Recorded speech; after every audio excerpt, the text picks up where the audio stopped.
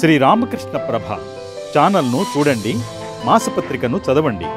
ఓం నిరంజనం నిత్యమనంతరూపం భక్తానుకంపాధృత విగ్రహం వై ఈశావతారం పరమేశమీడ్యం తం రామకృష్ణం శిరసా నమామి.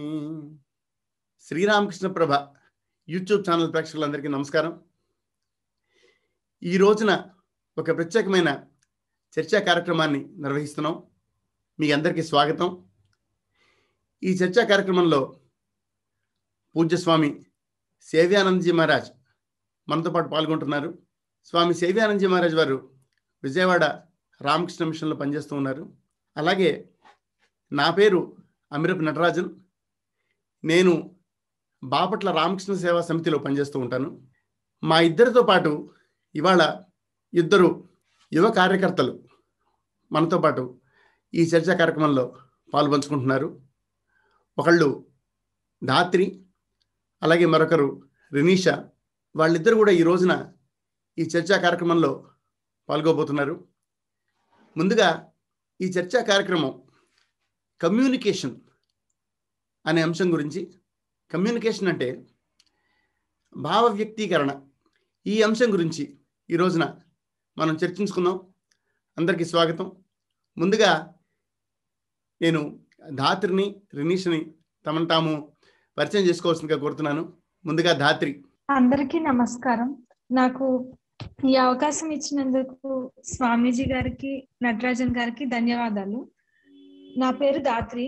నేను ఇప్పుడు ఎంఎస్సి వెజిటేబుల్ సైన్స్ చదువుతున్నాను, GB Pant university of agriculture and technology, Uttarakhand. సంతోషం అమ్మ ధాత్రి.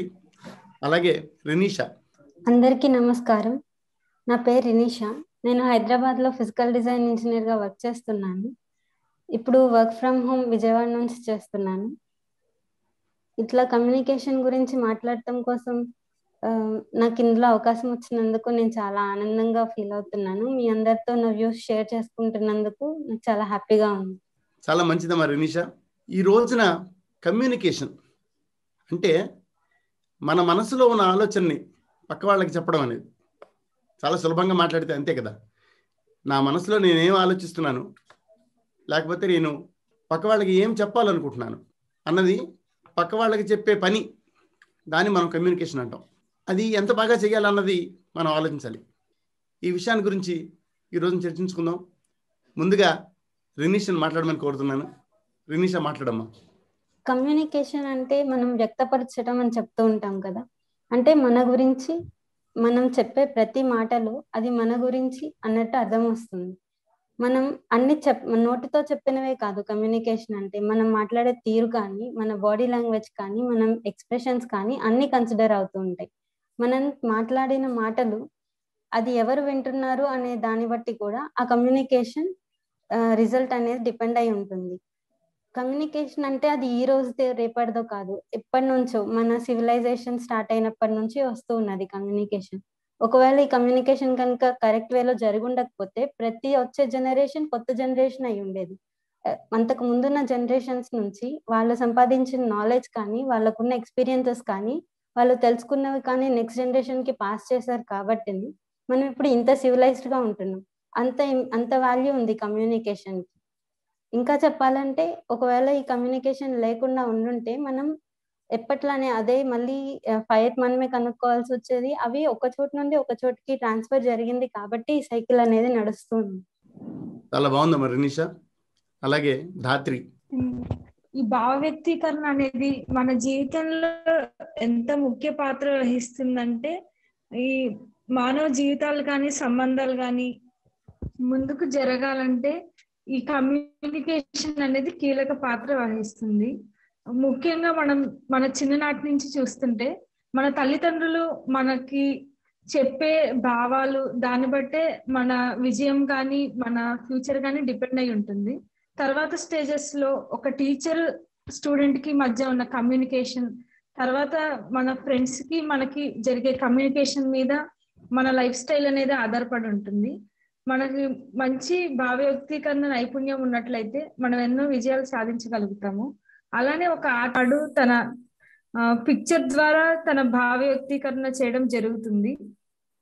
ఇలా మానవ సంబంధాలు అనేవి భావ వ్యక్తీకరణ నైపుణ్యాల మీద డిపెండ్ అయి ఉంటుంది. బాగుందమ్మా దాత్రి. తర్వాత స్వామీజీ కమ్యూనికేషన్ అనే దాని గురించి దాత్రి రినిష ఇద్దరు కూడా చక్కగా ఒక ఓవరాల్ పిక్చర్ ఒకటి మనకి చూపించారు. ఇప్పుడు కమ్యూనికేషన్ గురించి అసలు మనం మాట్లాడడం ఎందుకు, కమ్యూనికేషన్ యొక్క ప్రాముఖ్యత ఏమిటి అన్నది ఈ రోజున చాలా ముఖ్యమైన ప్రశ్న. ముఖ్యంగా మన పాఠశాలలో సరిగ్గా నేర్పించట్లేదేమో అని కూడా అనిపిస్తుంది. దీని గురించి మీరు ఏమనుకుంటున్నారు మరేష్? నమస్తే నటరాజన్ గారు. సో ఇక్కడ మనకు వచ్చిన పాయింట్ ఏంటంటే కమ్యూనికేషన్ గురించి కొంతవరకు చెప్పారు. అయితే కమ్యూనికేషన్ అన్నది ఎందుకు, దాని అవసరం ఏమైనా ఉందా మన లైఫ్లో? మనం ఏంటంటే లైఫ్ ఫ్లోలో ముందుకి చాలా ఫాస్ట్గా వెళ్తూ ఉండడం వలన అంత మైన్యూట్గా ఆలోచించకపోవచ్చు ఈ విషయం గురించి. అయితే మనం జాగ్రత్తగా ఆలోచించినట్లయితే కొంచెం ఆ కమ్యూనికేషన్ ఎందుకు అన్న విషయంపై దృష్టి పెట్టినట్లయితే మనకు అర్థమవుతుంది మన జీవితంలో ప్రతి క్షణం కూడా కమ్యూనికేషన్ యొక్క ఆవశ్యకత ఉంది. చిన్న పిల్లలు కూడా చూసినట్లయితే చిన్న పిల్లలు కూడా ఏదో విధంగా అమ్మతో కమ్యూనికేట్ చేయాలని ట్రై చేస్తూ ఉంటారు. వాళ్ళ పద్ధతిలో వాళ్ళు చేస్తూ ఉంటారు. వాళ్ళకి ఇంకా మాట్లాడడం రాకపోయినా సరే ఏదో విధంగా కమ్యూనికేట్ చేయాలని ప్రయత్నిస్తూ ఉంటారు, కొన్ని సైగల ద్వారా లేదంటే ఒక శబ్దం చేయడం ద్వారా. సో ఈ కమ్యూనికేషన్ అనేది ఒక్క మాటలో చెప్పాలి అంటే మన మనిషి ప్రోగ్రెస్ అవ్వడానికి చాలా ఇంపార్టెంట్ ఫ్యాక్టర్ మాట కమ్యూనికేషన్ అనేది. ఈ కమ్యూనికేషన్ అనేది లేనట్లయితే మనం ఎటువంటి స్థితిలో ఉండే వాళ్ళం అన్నది ఇమాజిన్ చేయలేం. ఈ కమ్యూనికేషన్ ఉండడం వల్లనే మనిషి ఈ విధంగా ఇంప్రూవ్ అవుతున్నాడు లైఫ్లో. సో మనం అదే చూసినట్లయితే ఇదివరకు ఎక్కడో అడవుల్లో ఉండేవారు ఆది మానవులని వీరని. సో నెమ్మదిగా ఏంటంటే ఈ కనెక్టివిటీ పెరుగుతుంది. ఇప్పుడు చూసినట్లయితే మనం ప్రెసెంట్ ఏజ్లో ఏమని చెప్తున్నాం, గ్లోబ్ అంతా కూడా చాలా చిన్నది అయిపోయింది అని చెప్తున్నాం. ఎందుకు ఆ విధంగా చెప్తున్నాం అంటే కమ్యూనికేషన్ చాలా ఎక్కువగా పెరగడం వల్ల. దానివల్ల ఏమవుతుంది అంటే మనకి విషయం చక్కగా అర్థమవుతుంది అన్నమాట. ఈ విధంగా కమ్యూనికేషన్ అన్నది ఉండడం వల్ల ఏంటంటే డిఫరెంట్ ఐడియాస్ షేర్ చేసుకునే అవకాశం ఉంటుంది. ఇప్పుడు నా మనోభావాలు ఒక విధంగా ఉండొచ్చు, మరొకరు మరో విధంగా ఉండొచ్చు. ఈ షేర్ చేసుకోవడం వల్ల ఏమవుతుందంటే నా నుండి కొన్ని మంచి విషయాలను వేరొకరు నేర్చుకోవచ్చు, వేరొకరి నుండి నేను నేర్చుకోవచ్చు. అదేవిధంగా ఒక దేశస్తులు వేరే దేశస్తుల నుండి ఎన్నో మంచి మంచి విషయాలు నేర్చుకోవచ్చు. ఈ విధంగా ఏంటంటే మనలో ఉన్న ఐడియాస్ని షేర్ చేసుకోవడానికి ఇది చాలా ప్రధానం అన్నమాట కమ్యూనికేషన్ అనేది. ఈ ఐడియాస్ షేర్ చేసుకోవడంలోనే నిజమైన డెవలప్మెంట్ అనేది ఉంటుంది. లేదంటే మనం ఏంటంటే బావిలో కప్పలాగా నాకే అన్ని తెలుసు అన్నట్టు ఉంటాం. ఎప్పుడు కూడా మనం ఆ ఇంప్రూవ్మెంట్ అన్నది చాలా ఇబ్బంది అవుతుంది అన్నమాట. అందుకే స్వామి వివేకానంద షికాగో వెళ్ళినప్పుడు అమెరికాలో ఉపన్యాసం ఇవ్వడానికి అప్పుడు ఏంటంటే చాలా రిస్ట్రిక్షన్స్ ఉండేవి. యాక్చువల్గా ఎన్నో రకాలైన ఆచారాలు ఇవన్నీ కూడా ఉండేవి అన్నమాట. భారతదేశం నుండి ఎవరు కూడా వేరే దేశానికి వెళ్ళకూడదు, ఇటువంటివన్నీ. అయితే అవన్నీ కూడా పక్కన పెట్టి స్వామి వివేకానంద ఆ రోజుల్లోనే షికాగో వెళ్ళడం జరిగింది. ఎందుకు అంటే this is also one important thing మాట. అక్కడి నుంచి మనకి రియల్ పాయింట్ అంటే అక్కడ దీని యొక్క ప్రాధాన్యత మనం తెలుసుకోవడానికి ఒక చక్కని ఎగ్జాంపుల్గా మిగిలింది అన్నమాట. స్వామి వివేకానంద విదేశాలకు వెళ్ళడం, అక్కడ వారి యొక్క అచీవ్మెంట్స్ అదంతా కూడా ఏ విధంగా అయిందంటే ఆ కమ్యూనికేషన్ వల్ల మాట. స్వామి వివేకానంద ఆ రోజు ఎన్నో మంచి మంచి భావాలు ప్రపంచానికి అందించగలిగారు. ఏ విధంగా? That is due to communication only. అంటే వేదాంతంలో ఉన్న చాలా ఉన్నతమైన భావాల్ని, భారతదేశం గురించి సంబంధించిన చాలా గొప్ప గొప్ప విషయాల్ని ప్రపంచానికి అంతటికీ కూడా తెలియచేశారన్నమాట. అది ఏ విధంగా అయింది? కమ్యూనికేషన్ వలన అయింది. లేదంటే అందరిలో కూడా వేరే అభిప్రాయం ఉండేది మాట భారతదేశం అంటే ఎటువంటిది. సో ఆ కమ్యూనికేషన్ అనేది లేకపోతే ఏమవుతుంది అంటే దగ్గరలో ఉన్న వాళ్ళు ఏం చెప్తే అదే నమ్మాలి. ఈ కమ్యూనికేషన్ ఉండడం వల్ల ఏంటంటే కరెక్ట్ పిక్చర్ అది మనకు అర్థం అవుతుంది అన్నమాట, ఎగ్జాక్ట్ గా ఏంటి విషయం అనేది. కాబట్టి ఈ విధంగా మనం చూసినట్లయితే ఒక మనిషి ప్రోగ్రెస్ అవ్వాలి అంటే, తన జీవితంలో ప్రోగ్రెస్ అవ్వాలి అంటే ఈ కమ్యూనికేషన్ అనేది చాలా అవసరం. కమ్యూనికేషన్ గురించి వివేకానంద స్వామి, కమ్యూనికేషన్ ద్వారా వివేకానంద స్వామి ప్రపంచం మొత్తానికి సనాతన ధర్మం యొక్క గొప్పతనాన్ని ఎలా వివరించారు అన్న దాని గురించి మాట్లాడుతూ స్వామీజీ కమ్యూనికేషన్ యొక్క అవసరాన్ని చాలా చక్కగా మాట్లాడారు. కమ్యూనికేట్ చేయడంలో బహుశా తనకి తెలిసిన విషయాన్ని సులభంగా అందరికీ అర్థమయ్యేలాగా చెప్పడంలో, ముఖ్యంగా కేవలం అందరికీ అర్థమవడమే కాదు, ఒక చిన్నపిల్లవాడికి అర్థం అవ్వాలి, బ్రహ్మాండమైన ఒక పెద్ద పండితుడు సైంటిస్ట్ వాడికి అర్థమయ్యేలాగా ఆ స్థాయిలో దాన్ని చెప్పగలిగేలాగా రెండు ఉండాలి. ఈ విషయంలో వివేకానంద స్వామి చాలా చక్కటి పనిచేశారు. ఈ కమ్యూనికేషన్ గురించి నేను ఒక 2-3 విషయాలు నేను చెప్తాను. ఏమిటంటే ఈ కమ్యూనికేషన్ గురించి భావ వ్యక్తీకరణ అనగానే వెంటనే ఒక సంస్కృత శ్లోకం ఒకటి గుర్తొస్తుంది. ఏమిటంటే జిహ్వాగ్రే వర్తతే లక్ష్మి, జిహ్వాగ్రే మిత్రబాంధవా, జిహ్వాగ్రే బంధన ప్రాప్తి, జిహ్వాగ్రే మరణం ధ్రువం. నాలుక చివర అన్నీ ఉంటాయట. నాలుక చివర ఏముంటాయంటే లక్ష్మీదేవి ఉంటుంది. మనం ఏమన్నా నిజంగా జీవితంలో సంపాదించాలంటే, చేయాలంటే లక్ష్మీదేవి నాలుక చివర ఉంటుంది. మన బంధువులు, మిత్రులు అందరూ, మన స్నేహితులు అందరూ కూడా మన నాలుక చివర ఉంటారట. అంటే ఏంటంటే మనం ఎలా మాట్లాడితే దాన్ని బట్టి మనకి బంధువులు, మిత్రులు అందరూ మన దగ్గరికి వస్తారు. మనం కనుక మాట్లాడడం సరిగ్గా మాట్లాడకపోతే బంధన ప్రాప్తి అంటే నానా రకాల కష్టాలు ఎదురవుతాయి. నిజానికి మాట్లాడడం సరిగ్గా మాట్లాడకపోతే అదే మన మరణానికి కూడా దారి తీయవచ్చు అని చెప్పి సంస్కృత శ్లోకంలో చెప్పారు.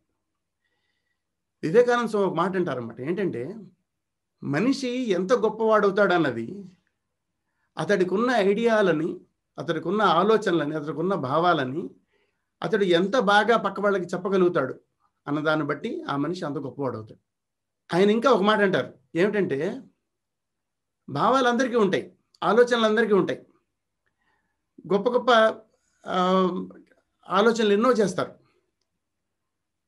కానీ ఆలోచనలు చేసేవాడే ప్రపంచంలో గొప్పవాడు కాడు. ఎవరైతే ఆ ఆలోచనలని అందరికీ అర్థమయ్యేలాగా చెప్పగలుగుతాడు, ఎంత బాగా అతడు అలా విధంగా ఎంత బాగా ఒక మనిషి తన ఐడియాలని అందరికీ అర్థమయ్యేలాగా చెప్పగలుగుతాడు, ఆ మనిషి అంత సక్సెస్ఫుల్ మనిషి అవుతాడు అని చెప్తాడు. ఆ విధంగా ఆలోచిస్తే భావాలు అనేవి కనుక ఉంటే మనిషి వాటిని ఏం చేస్తాడు, వాటిని తోటివారితో పంచుకుంటాడు. ఆ విధంగా ఆలోచిస్తే మనం చాలా ముఖ్యంగా నేర్చుకోవాల్సిన విషయం జీవితంలో ఏమిటంటే మన భావాలని పక్క వాళ్ళకి చెప్పడం ఎలాగా. భావాలని పక్క వాళ్ళకి చెప్పడం అనేది ముఖ్యం అని చెప్పి మనకు అర్థమైంది. అయితే దాన్ని చెప్పడం ఎలాగా, అలా చేయడంలో మనం ఏం జాగ్రత్తలు తీసుకోవాలి, మనం ఎటువంటి జాగ్రత్తలు తీసుకుంటే మనం అనుకున్న భావాన్ని అందరికీ చెప్పగలుగుతాం. దాని ద్వారా మనం జీవితంలో ఏం సాధించాలనుకుంటున్నామో అది సాధిస్తాం. ఎందుకంటే మనిషి సమాజంలో జీవిస్తాడు, సమాజంలో అందరినీ కూడా తన భావాలతో ఇన్ఫ్లుయెన్స్ చేద్దామని, ప్రభావితం చేద్దామని ప్రయత్నిస్తూ ఉంటాడు. వివేకానంద స్వామి ఒక మాట అంటారు. ఏంటంటే మనిషి ఒకటి ఆలోచించినప్పుడు ఆ ఆలోచన ప్రపంచం మొత్తాన్ని ముంచెత్తేయాలి అని అనుకుంటాడు. అది చిన్న ఆలోచన కానివ్వండి, పెద్ద ఆలోచన కానివ్వండి, దానికోసం ఆ మనిషి పనిచేస్తాడు. ప్రతి మనిషికి ఒక్కొక్క ఆలోచన ఉంటుంది. ఈ ఆలోచనని నేను ప్రపంచం మీద ప్రయోగిస్తాను అనుకుంటాడు. అయితే ఎవరైతే ఆ ఆలోచన అందరికంటే బాగా చెప్పగలుగుతారో, ఇందాక మనం చెప్పుకున్నట్టు, అటువంటి వాడు నిజంగా ప్రపంచాన్ని ప్రభావితం చేయగలుగుతాడు. ఇది చాలా ముఖ్యమైన విషయం అన్నమాట. ఇది ఆలోచించినప్పుడు భావ వ్యక్తీకరణ అనేది మనం ఎలా చేస్తూ ఉంటాం, దానిలో మనకు వచ్చే సమస్యలు ఏంటి, సాధారణంగా మనం అందరినీ చూసినప్పుడు మనం వాళ్ళలో మనకు కనిపించే లోటుపాట్లు ఏమిటి, తర్వాత అసలు ఈ భావ వ్యక్తీకరణ అనేది నేర్చుకోవడం కుదురుతుందా, దీనిలో ఏమైనా మెలకువలు ఉన్నాయా, మనం ఇప్పుడు చేస్తున్న పద్ధతి కంటే ఇంకా బాగా చేయడానికి ఏమన్నా ఆస్కారం ఉందా, ఇటువంటి ప్రశ్నలన్నీ కూడా మనకు కనిపిస్తాయి అన్నమాట. వీటి గురించి మనం ఇప్పుడు మాట్లాడుకుందాం. ముందుగా మళ్ళీ మన ధాత్రిని మాట్లాడమని కోరుతున్నాను. మాట్లాడడం అందరు మాట్లాడుతూ ఉంటారు, చిన్న పిల్లవాడి నుంచి పెద్దవాళ్ళ వరకు అందరికీ మాటలు వస్తాయి. కానీ ఎప్పుడు ఏ సమయంలో ఎలా నైపుణ్యంగా మాట్లాడడం అనేది భావ వ్యక్తీకరణ నైపుణ్యం. మనం ఏదన్నా ఒక స్వామీజీ చెప్పినట్టు స్థాయి అందరినీ ఉద్దేశించి కమ్యూనికేషన్ అనేది జరగాలి. ఒక పెద్ద సైంటిస్ట్ నాకు చాలా నాలెడ్జ్ ఉంది, నాకు చాలా ఎక్కువ తెలుసు అని చెప్పి తన భావాలు చెప్పడం సరికాదు. అతను ప్రతి ఒక్కరిని ఉద్దేశించి తన నైపుణ్యాన్ని క్లుప్తంగా చిన్నగా చెప్పగలగాలి.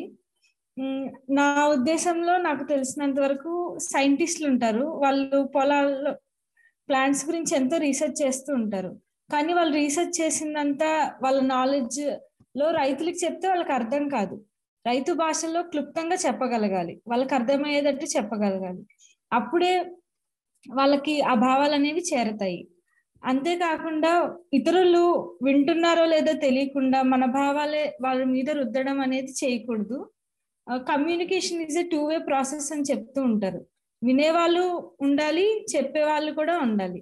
కాబట్టి 2-way కమ్యూనికేషన్ జరిగితే మంచిది. అండ్ కమ్యూనికేషన్ అనేది ఒక టీమ్ వర్క్ లో రిప్రజెంట్ అయి ఉంటుంది. పెద్ద పెద్ద కంపెనీల్లో వర్క్ సక్సెస్ అవ్వడానికి కమ్యూనికేషన్ అనేది ఎంతో ఇంపార్టెంట్. గేమ్స్ లో కానీ ఆ టీమ్ మెంబర్స్ యొక్క కమ్యూనికేషన్ మీద ఆ టీం యొక్క విన్ అనేది డిపెండ్ అయి ఉంటుంది. మనం తేనెటీగలు యొక్క ఎగ్జాంపుల్ తీసుకోవచ్చు. అవి ఏ తెట్టులో ఉన్న తేనెటీగలు ఆ తెట్టుకే వెళ్తాయి కానీ వేరే తెట్టుకు వెళ్ళవు. అండ్ అంత కమ్యూనికేషన్ తో వర్క్ చేయగలిగితేనే అది ఆ తేనె తట్టు అనేది సంపూర్ణంగా బిల్డ్ అవుతుంది. దట్ కమ్యూనికేషన్ అనేది ప్రతి ఒక్క విషయంలో చాలా ఇంపార్టెంట్ అని అనుకున్నాను. దాత్రి చాలా చక్కగా చెప్పారు. ముఖ్యంగా ఈ భావ వ్యక్తీకరణ అనే దాని యొక్క అప్లికేషన్ దాని గురించి చాలా చక్కగా చెప్పారు. ఒక సైంటిస్ట్ కనుక ఎంత గొప్ప విషయాలు కనిపెట్టినా ఆ సైన్స్ అనేది ఎవరికి ఉపయోగపడాలో వాళ్ళ కనుక దాన్ని సరిగ్గా చెప్పలేకపోతే దానివల్ల ఉపయోగం ఏమీ లేదు. ముఖ్యంగా వ్యవసాయం లాంటి ఉదాహరణ ఇచ్చారు, చాలా చక్కటి ఉదాహరణ. వ్యవసాయంలో చేసే గొప్ప గొప్ప పరిశోధనలన్నీ కూడా రైతులకు ఉపయోగపడాలి, రైతుల భాషలో దాన్ని తీసుకురావాలి. ఇదే అన్ని విషయాల్లో కూడా పనిచేస్తుంది అనమాట. ఒక ఇంజనీరు పెద్ద ప్లాన్ గీయచ్చు కాకపోతే ఆ ప్లాన్ని వర్క్ చేసేవాడు, పని చేసేవాడు, వాడికి అర్థమయ్యేలాగా ఆ ఇంజనీర్ చెప్పగలగాలి. నిజానికి ఏ ఇంజనీర్ అయితే అలాగా చక్కగా చెప్పగలడో ఆ ఇంజనీర్ అందరికంటే సక్సెస్ఫుల్ అవుతాడు. ఇది చాలా ముఖ్యమైన విషయం. చాలా చక్కగా చెప్పారు ధాత్రి. తర్వాత రినీషా మీరు చెప్పండి అమ్మా. మనం ఏదైనా ఒక విషయాన్ని కమ్యూనికేట్ చేయాలంటే ముందు దాని మీద మనకి అవగాహన ఉండాలి. అవగాహన అంటే జస్ట్ దాని గురించి ఓవర్ వ్యూ తెలుసుకోవటం మాత్రమే కాదు, పూర్తిగా దాని గురించి తెలిసి ఉండాలి. తర్వాత రెండోది ఏంటంటే దాన్ని ఎవరికి చెప్తున్నాం అనే దాని అనుగుణంగా మనం చెప్పే విధానాన్ని కానీ మనం చెప్పాల్సిన విషయాన్ని కానీ మార్చుకోవాలి. మూడోది, ఇప్పుడు ఏదైనా ఒక కమ్యూనికేషన్ జరుగుతుంది అంటే అవి కొన్ని స్టేజెస్లో ఉంటాయి. అంటే స్టేజెస్ వరకే చేయగలుగుతారు. ఇంట్లో వాళ్ళకి ఈజీగా కమ్యూనికేట్ చేసేస్తాం. ఏదైనా మనకు ఒక విషయం తెలిసింది, లేకపోతే ఏదైనా ఒకటి చెప్పాలి, ఎంత సులభంగా మన ఇంట్లో వాళ్ళకి చెప్తాం. నెక్స్ట్ ఇప్పుడు మన స్కూల్లో వాళ్ళు కానీ ఆఫీస్లో వాళ్ళకి కానీ వాళ్ళకి ఇంకొంచెం కష్టపడాలి అందరికీ అర్థమయ్యేలా చెప్పాలంటే. నెక్స్ట్ ఇప్పుడు మనం కొంచెం ఎక్కువ మంది ఆడియన్స్ అయ్యారు అంటే మనం ఎవరికైతే రిఫర్ చేస్తున్నామో వాళ్ళు కౌంట్ పెరిగిందన్నప్పుడు ఇంకా జాగ్రత్తగా దాన్ని మౌల్డ్ చేయాల్సి వస్తుంది. అంటే దాన్ని గ్లోబలైజ్ చేయాలి. అక్కడ ఏదో ఒక స్టేజ్ దగ్గర మనం ఆగుతాం అనమాట. కానీ కొంతమంది ఉంటారు, వాళ్ళు మాస్టర్ చేస్తారు, వాళ్ళ మనసులో క్లారిటీ ఉంటుంది అనమాట. వాళ్ళకి ఇంకా అంటే మనం ఏదైతే అనుకుంటున్నామో దాన్ని ఏ విధమైన అడ్డు రాకుండా క్లియర్గా చెప్పగలుగుతూ ఉండాలి. కొంతమంది మన ఇండియాని మించి మాట్లాడలేరు. అంటే మన థాట్ ప్రాసెస్ వేరుగా ఉంటుంది, వేరే వాళ్ళ థాట్ ప్రాసెస్ వేరుగా ఉంటుంది. వాళ్ళ థాట్ కూడా మనం వాళ్ళ షూస్లోకి వెళ్ళి మాట్లాడాలి అన్నట్టు వాళ్ళు ఆలోచించే విధానాన్ని కూడా తెలుసుకోవాలి. అంటే మనం ఎంత బాగా ఎదుటి వాళ్ళకి మన భావాన్ని వ్యక్తపరుస్తున్నాం అని తెలియాలంటే వాళ్ళ గురించి కూడా మనకు అవగాహన ఉండాలి. ఇప్పుడు స్వామి వివేకానందన్ చాలా మంది గ్లోబల్ కమ్యూనికేటర్ అంటారు. మనం మన ఇంట్లో వాళ్ళతో మాట్లాడటానికి కూడా అప్పుడప్పుడు అవస్థ పడతాం, కొన్ని విషయాలు చెప్పాలంటే చెప్పలేం. అలాంటిది గ్లోబల్ కమ్యూనికేటర్ అనే స్థాయికి ఎదిగారంటే వాళ్ళు ఉన్న అదే గ్లోబల్ మొత్తం అంటే ఇంకా యూనివర్స్, మన వరల్డ్ లో ఉన్న అందరినీ ఎంతగా అవగాహన చేసుకొని ఉంటారు, వాళ్ళ గురించి ఎంత తెలుసుకొని ఉంటారు. ఊరికినే వస్తాయి. ఎవరు వేరే దేశం వెళ్ళి ఒక ఎదురుగా కూర్చున్న మనుషుల్ని, ఒకళ్ళు ఇద్దరు కాదు, వందల వేలాది మనుషుల్ని వాళ్ళ ముందు అక్క, చెల్లి, తమ్ముడు అని పిలవాలంటే వాళ్ళకి మన హృదయంలో ఎంత సహృద్భావన ఉండాలి. Brothers and sisters of America అని ఎవరైనా అనగలుగుతారా? ఇప్పుడు అనొచ్చు మనం. ఇప్పుడు అది మనకి చాలా ఈజీగా కనిపిస్తుంది, ఎందుకంటే మనం వాళ్ళు క్లోజ్ అయిపోయాం. ఇంటర్నెట్ వచ్చింది, నెక్స్ట్ ఎవ్రీ న్యూస్ వస్తే అమెరికాలో ఏది జరిగినా మనకి న్యూస్ వస్తుంది. ఇప్పుడు చిన్నదైంది, కానీ ఆ టైంలో కూడా అంత కమ్యూనికేట్ చేయగలిగారు. అప్పట్లో ఇండియా అంటే ఇప్పుడున్న ఫీలింగ్ లేదు. వాళ్ళకి ఇండియా గురించి తెలిసింది ఒక చిన్న అండర్ డెవలప్డ్ కంట్రీ అన్నట్టు తెలుసు. ఆ టైంలో కూడా అంతగా కమ్యూనికేట్ చేసి మనల్ని ఈ స్టేజ్ లో నిలబెట్టారు. అంటే ఇప్పటిదాకా జరిగిన విషయాలన్నీ మనం గ్లోబల్ ఎక్స్చేంజ్ అని, అది చాలా పెద్ద టెక్నికల్ టర్మ్ అన్నమాట. టెక్నికల్ అనే కన్నా దేశాల మధ్యలో ఒక మొత్తం కలిసి ఉండాలి అంటే పీస్ఫుల్ గా ఈ కమ్యూనికేషన్ అనేది అంతే యూజ్ అవుతుంది. మన కంట్రీ గురించి కానీ, మన స్ట్రాటజీస్, మన ప్లాన్స్ వేరే కంట్రీతో ఎట్లా షేర్ చేస్తాం అనే దాన్నంతా కూడా మన ఫ్యూచర్ ని డిసైడ్ చేస్తుంది అనమాట. మన దేశ ఫ్యూచర్ ని అవే డిసైడ్ చేస్తాయి. అంటే మన ఓవరాల్ గా ఎట్లా షోకేస్ చేస్తాం అన్నట్టు అంత ఇంపార్టెన్స్ ఉంది ఈ కమ్యూనికేషన్ కి. మన భవిష్యత్తే కాదు, మన దేశ భవిష్యత్తు, మన మొత్తం ప్రపంచ భవిష్యత్తు కూడా మార్చగలిగేది కమ్యూనికేషన్ అంటే. నెక్స్ట్ దీని టెక్నిక్స్ అంటే నాకు తెలిసిన వరకు అర్థం చేసుకోవటం. మన ధోరణిలో మనం మాట్లాడటమే కాకుండా ఎదుటి వాళ్ళు, మనం ఎవరికైతే చెప్తున్నామో వాళ్ళు ఏమనుకుంటున్నారు, వాళ్ళ ఆలోచన ఏంటి, వాళ్ళకి ఏది అవసరం, అది కూడా అర్థం చేసుకొని మనం చెప్పగలిగితే చాలా బాగుంటుంది. దానివల్ల మాత్రమే యూస్ కూడా ఉంటుంది. వాళ్ళని అర్థం చేసుకోకుండా మనకు తెలిసింది మనం చెప్పటం వల్ల ప్రయోజనం ఉండదన్నమాట. నేను స్వామీజీ గారిని కూడా ఈ విషయం అడగాలనుకుంటూ ఉంటాను. ఎందుకంటే కమ్యూనికేషన్ అంటే మీకన్నా ఎవరు చేయలేరు. అంటే ఇప్పుడు మీరు ఎంత మందికి ఉపన్యాసాలు ఇస్తూ ఉంటారు, ఎన్ని విషయాలు చెప్తూ ఉంటారు, మీరు అప్పుడు ఎలా చెప్తూ ఉంటారు అంటే అక్కడ కూర్చునే వాళ్ళల్లో, మీ మాటలు వినే వాళ్ళల్లో ఒక స్టూడెంట్ ఉంటారు, ఒక పెద్ద ఆయన ఉంటారు. వాళ్ళందరికీ ఉపయోగపడేలాగా మీరంటే ఎట్లా ప్రిపేర్ అవుతారు, అది నాకు ఎప్పుడు అడగాలని అనిపిస్తూ ఉంటుంది. రెనీషా చాలా చక్కటి ప్రశ్నతో ముగించారు. ముందుగా రెనీష చెప్పిన దానిలో ఒక చాలా ముఖ్యమైన భావం ఒకటి ఉంది. ఏంటంటే మనం చెప్పిన విషయం మనకి ఎంత బాగా అర్థమైతే మనం దాన్ని అంత బాగా వ్యక్తీకరించగలుగుతాం. ఇది వినగానే నాకు ఒక స్టీవ్ జాబ్స్ చెప్పే మాట ఒకటి గుర్తొస్తుంది నాకు. అందరికీ స్టీవ్ జాబ్స్ గురించి తెలుసు. స్టీవ్ జాబ్స్ ఏం చెప్తాడంటే ఆయనకి పవర్ పాయింట్ ప్రజెంటేషన్ అంటే ఇష్టం ఉండదట. అంటే పవర్ పాయింట్ ప్రజెంటేషన్ మంచివా కావా అన్నది అది కాదు మన డిస్కషన్. కేవలం ఆయన ఉద్దేశాన్ని గురించి మాట్లాడుకుందాం. ఆయనకి అది నచ్చేది కాదు. ఏమంటే ఎందుకండి మీకు ఎందుకు నచ్చవని చెప్పి ఆయన అడిగితే ఆయన ఒక మాట చెప్పాడు. ఏమిటంటే మీరు ఎప్పుడైనా పవర్ పాయింట్ ప్రజెంటేషన్ వాడుతున్నారంటే దానికి అర్థం ఏంటంటే విషయం మీకు సరిగ్గా అర్థం కాలేదని అని చెప్పాడు ఆయన. ఎప్పుడైతే మీకు విషయం పూర్తిగా అర్థమవుతుందో అప్పుడు మీకు ఇంకా పవర్ పాయింట్ ప్రజెంటేషన్ అక్కర్లేదు. కమ్యూనికేషన్ చేయడానికి మనకు విషయం ఎంత బాగా అర్థమైతే మనం దాని గురించి అంత బాగా మాట్లాడగలుగుతాం. ఇది చాలా చాలా బ్రహ్మాండమైన పాయింట్. విషయం సగం తెలిసిన వాడు పక్కవాడికి చెప్పలేడు. దీనిలో ఇంకొక మాట కూడా నేను చెప్తాను. ఏంటంటే మనందరం సేవ చేద్దాం అనుకుంటాం. సేవ చేయాలంటే సేవ చేయడానికి సరిపడా శక్తి ఉండాలి కదా మనకి. అదేవిధంగా మనం ఎవరికైనా పక్క వాళ్ళకి చెప్పాలంటే, వాళ్ళకి ఒక విషయం అర్థమయ్యేలాగా చెప్పాలంటే అది మనకి తెలియాలి కదా. ఒక విషయాన్ని గురించి మనకే పూర్తి అవగాహన లేకుండా మనం పక్క వాళ్ళకి దాని గురించి ఎలా వివరించగలుగుతాం? గుడ్డివాడు ఇంకో గుడ్డివాడికి దోవ చూపిస్తే దానివల్ల ప్రయోజనం ఉండదు. అదేవిధంగా భావ వ్యక్తీకరణలో ముందుగా మనం అర్థం చేసుకోవాల్సిన విషయం ఏంటంటే మనకి ఎంత బాగా ఈ విషయం తెలిసింది, మనకి ఎంత బాగా ఈ విషయం అర్థమైంది అన్నది. ఇప్పుడు ఈ పబ్లిక్ స్పీకింగ్ ఎలాగన్నదాన్ని కూడా మనకి చాలామంది మాట్లాడుతూ ఉంటారు.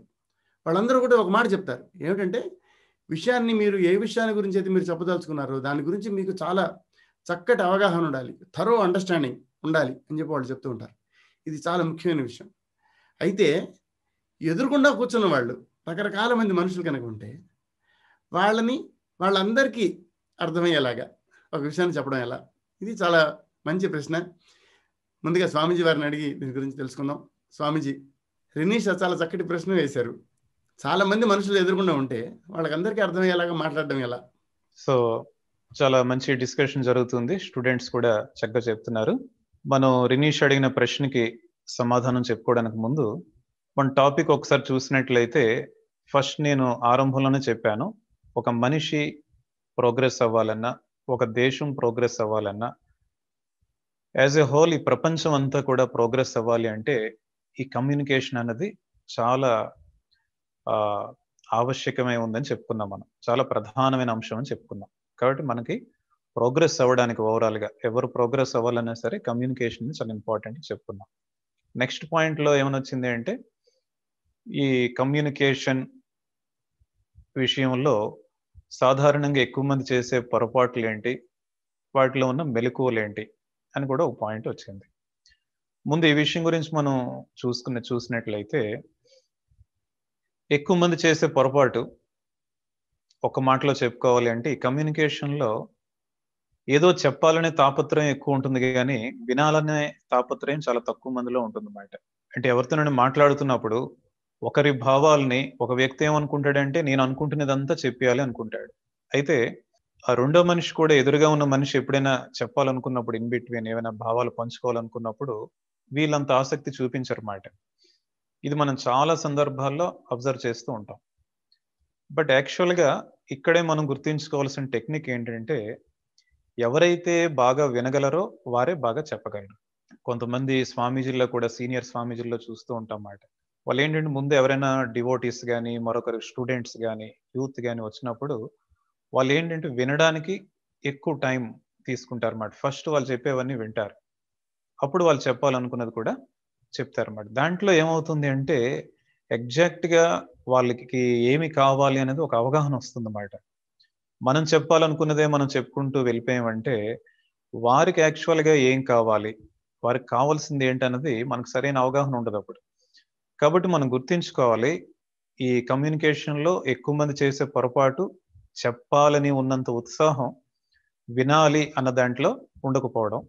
కాబట్టి దానికి సొల్యూషన్ ఏంటంటే, ఈ కమ్యూనికేషన్లో చక్కగా మనం ముందుకు వెళ్ళాలి అనుకున్నట్లయితే ముందు మనం వినడం నేర్చుకోవాలి. ఎవరైతే ఎక్కువగా వినే అలవాటు ఉంటుందో, ఎవరికైతే ఎక్కువ వినే అలవాటు ఉంటుందో వారు చక్కగా చెప్పగలరు. ఈవెన్ మ్యూజిక్లో కూడా అంతే. మనం చక్కని సంగీతం నేర్చుకోవాలి, చక్కని భజనలు నేర్చుకోవాలి అంటే ముందు వినడం అలవాటు చేసుకోవాలి. ఎవరికైతే వినే అలవాటు ఎక్కువగా ఉంటుందో వారు చక్కగా భజనలు పాడగలరు. ఈ వినే అలవాటు లేకుండా నేను పాడిందే పెర్ఫెక్ట్గా ఉంది, మిగిలినవేమీ వినవసరం లేదనుకున్న వాళ్ళు ఎప్పుడు కూడా అభివృద్ధి చెందలేరు. కమ్యూనికేషన్లో కూడా సేమ్ థింగ్. చిన్న పిల్లల్లో కూడా చూస్తే వాళ్ళు ఏ విధంగా నేర్చుకుంటారు, చిన్నప్పటి నుంచి కూడా వింటూ ఉంటారు కంటిన్యూస్గా, పదే పదే పదే పదే వింటూ ఉంటారు. అమ్మ నాన్న కూడా ఎంతో పేషెన్స్తో చెప్పిన మాటే 10 సార్లు 100 సార్లు అలా చెప్తూ ఉంటారు అన్నమాట. వాళ్ళ జీవితంలో మళ్ళీ మాట మర్చిపోరు.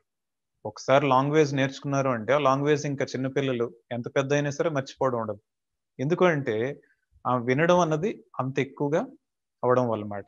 కాబట్టి ఇదొక ఇంపార్టెంట్ పాయింట్ మనం గుర్తుంచుకోవాలి.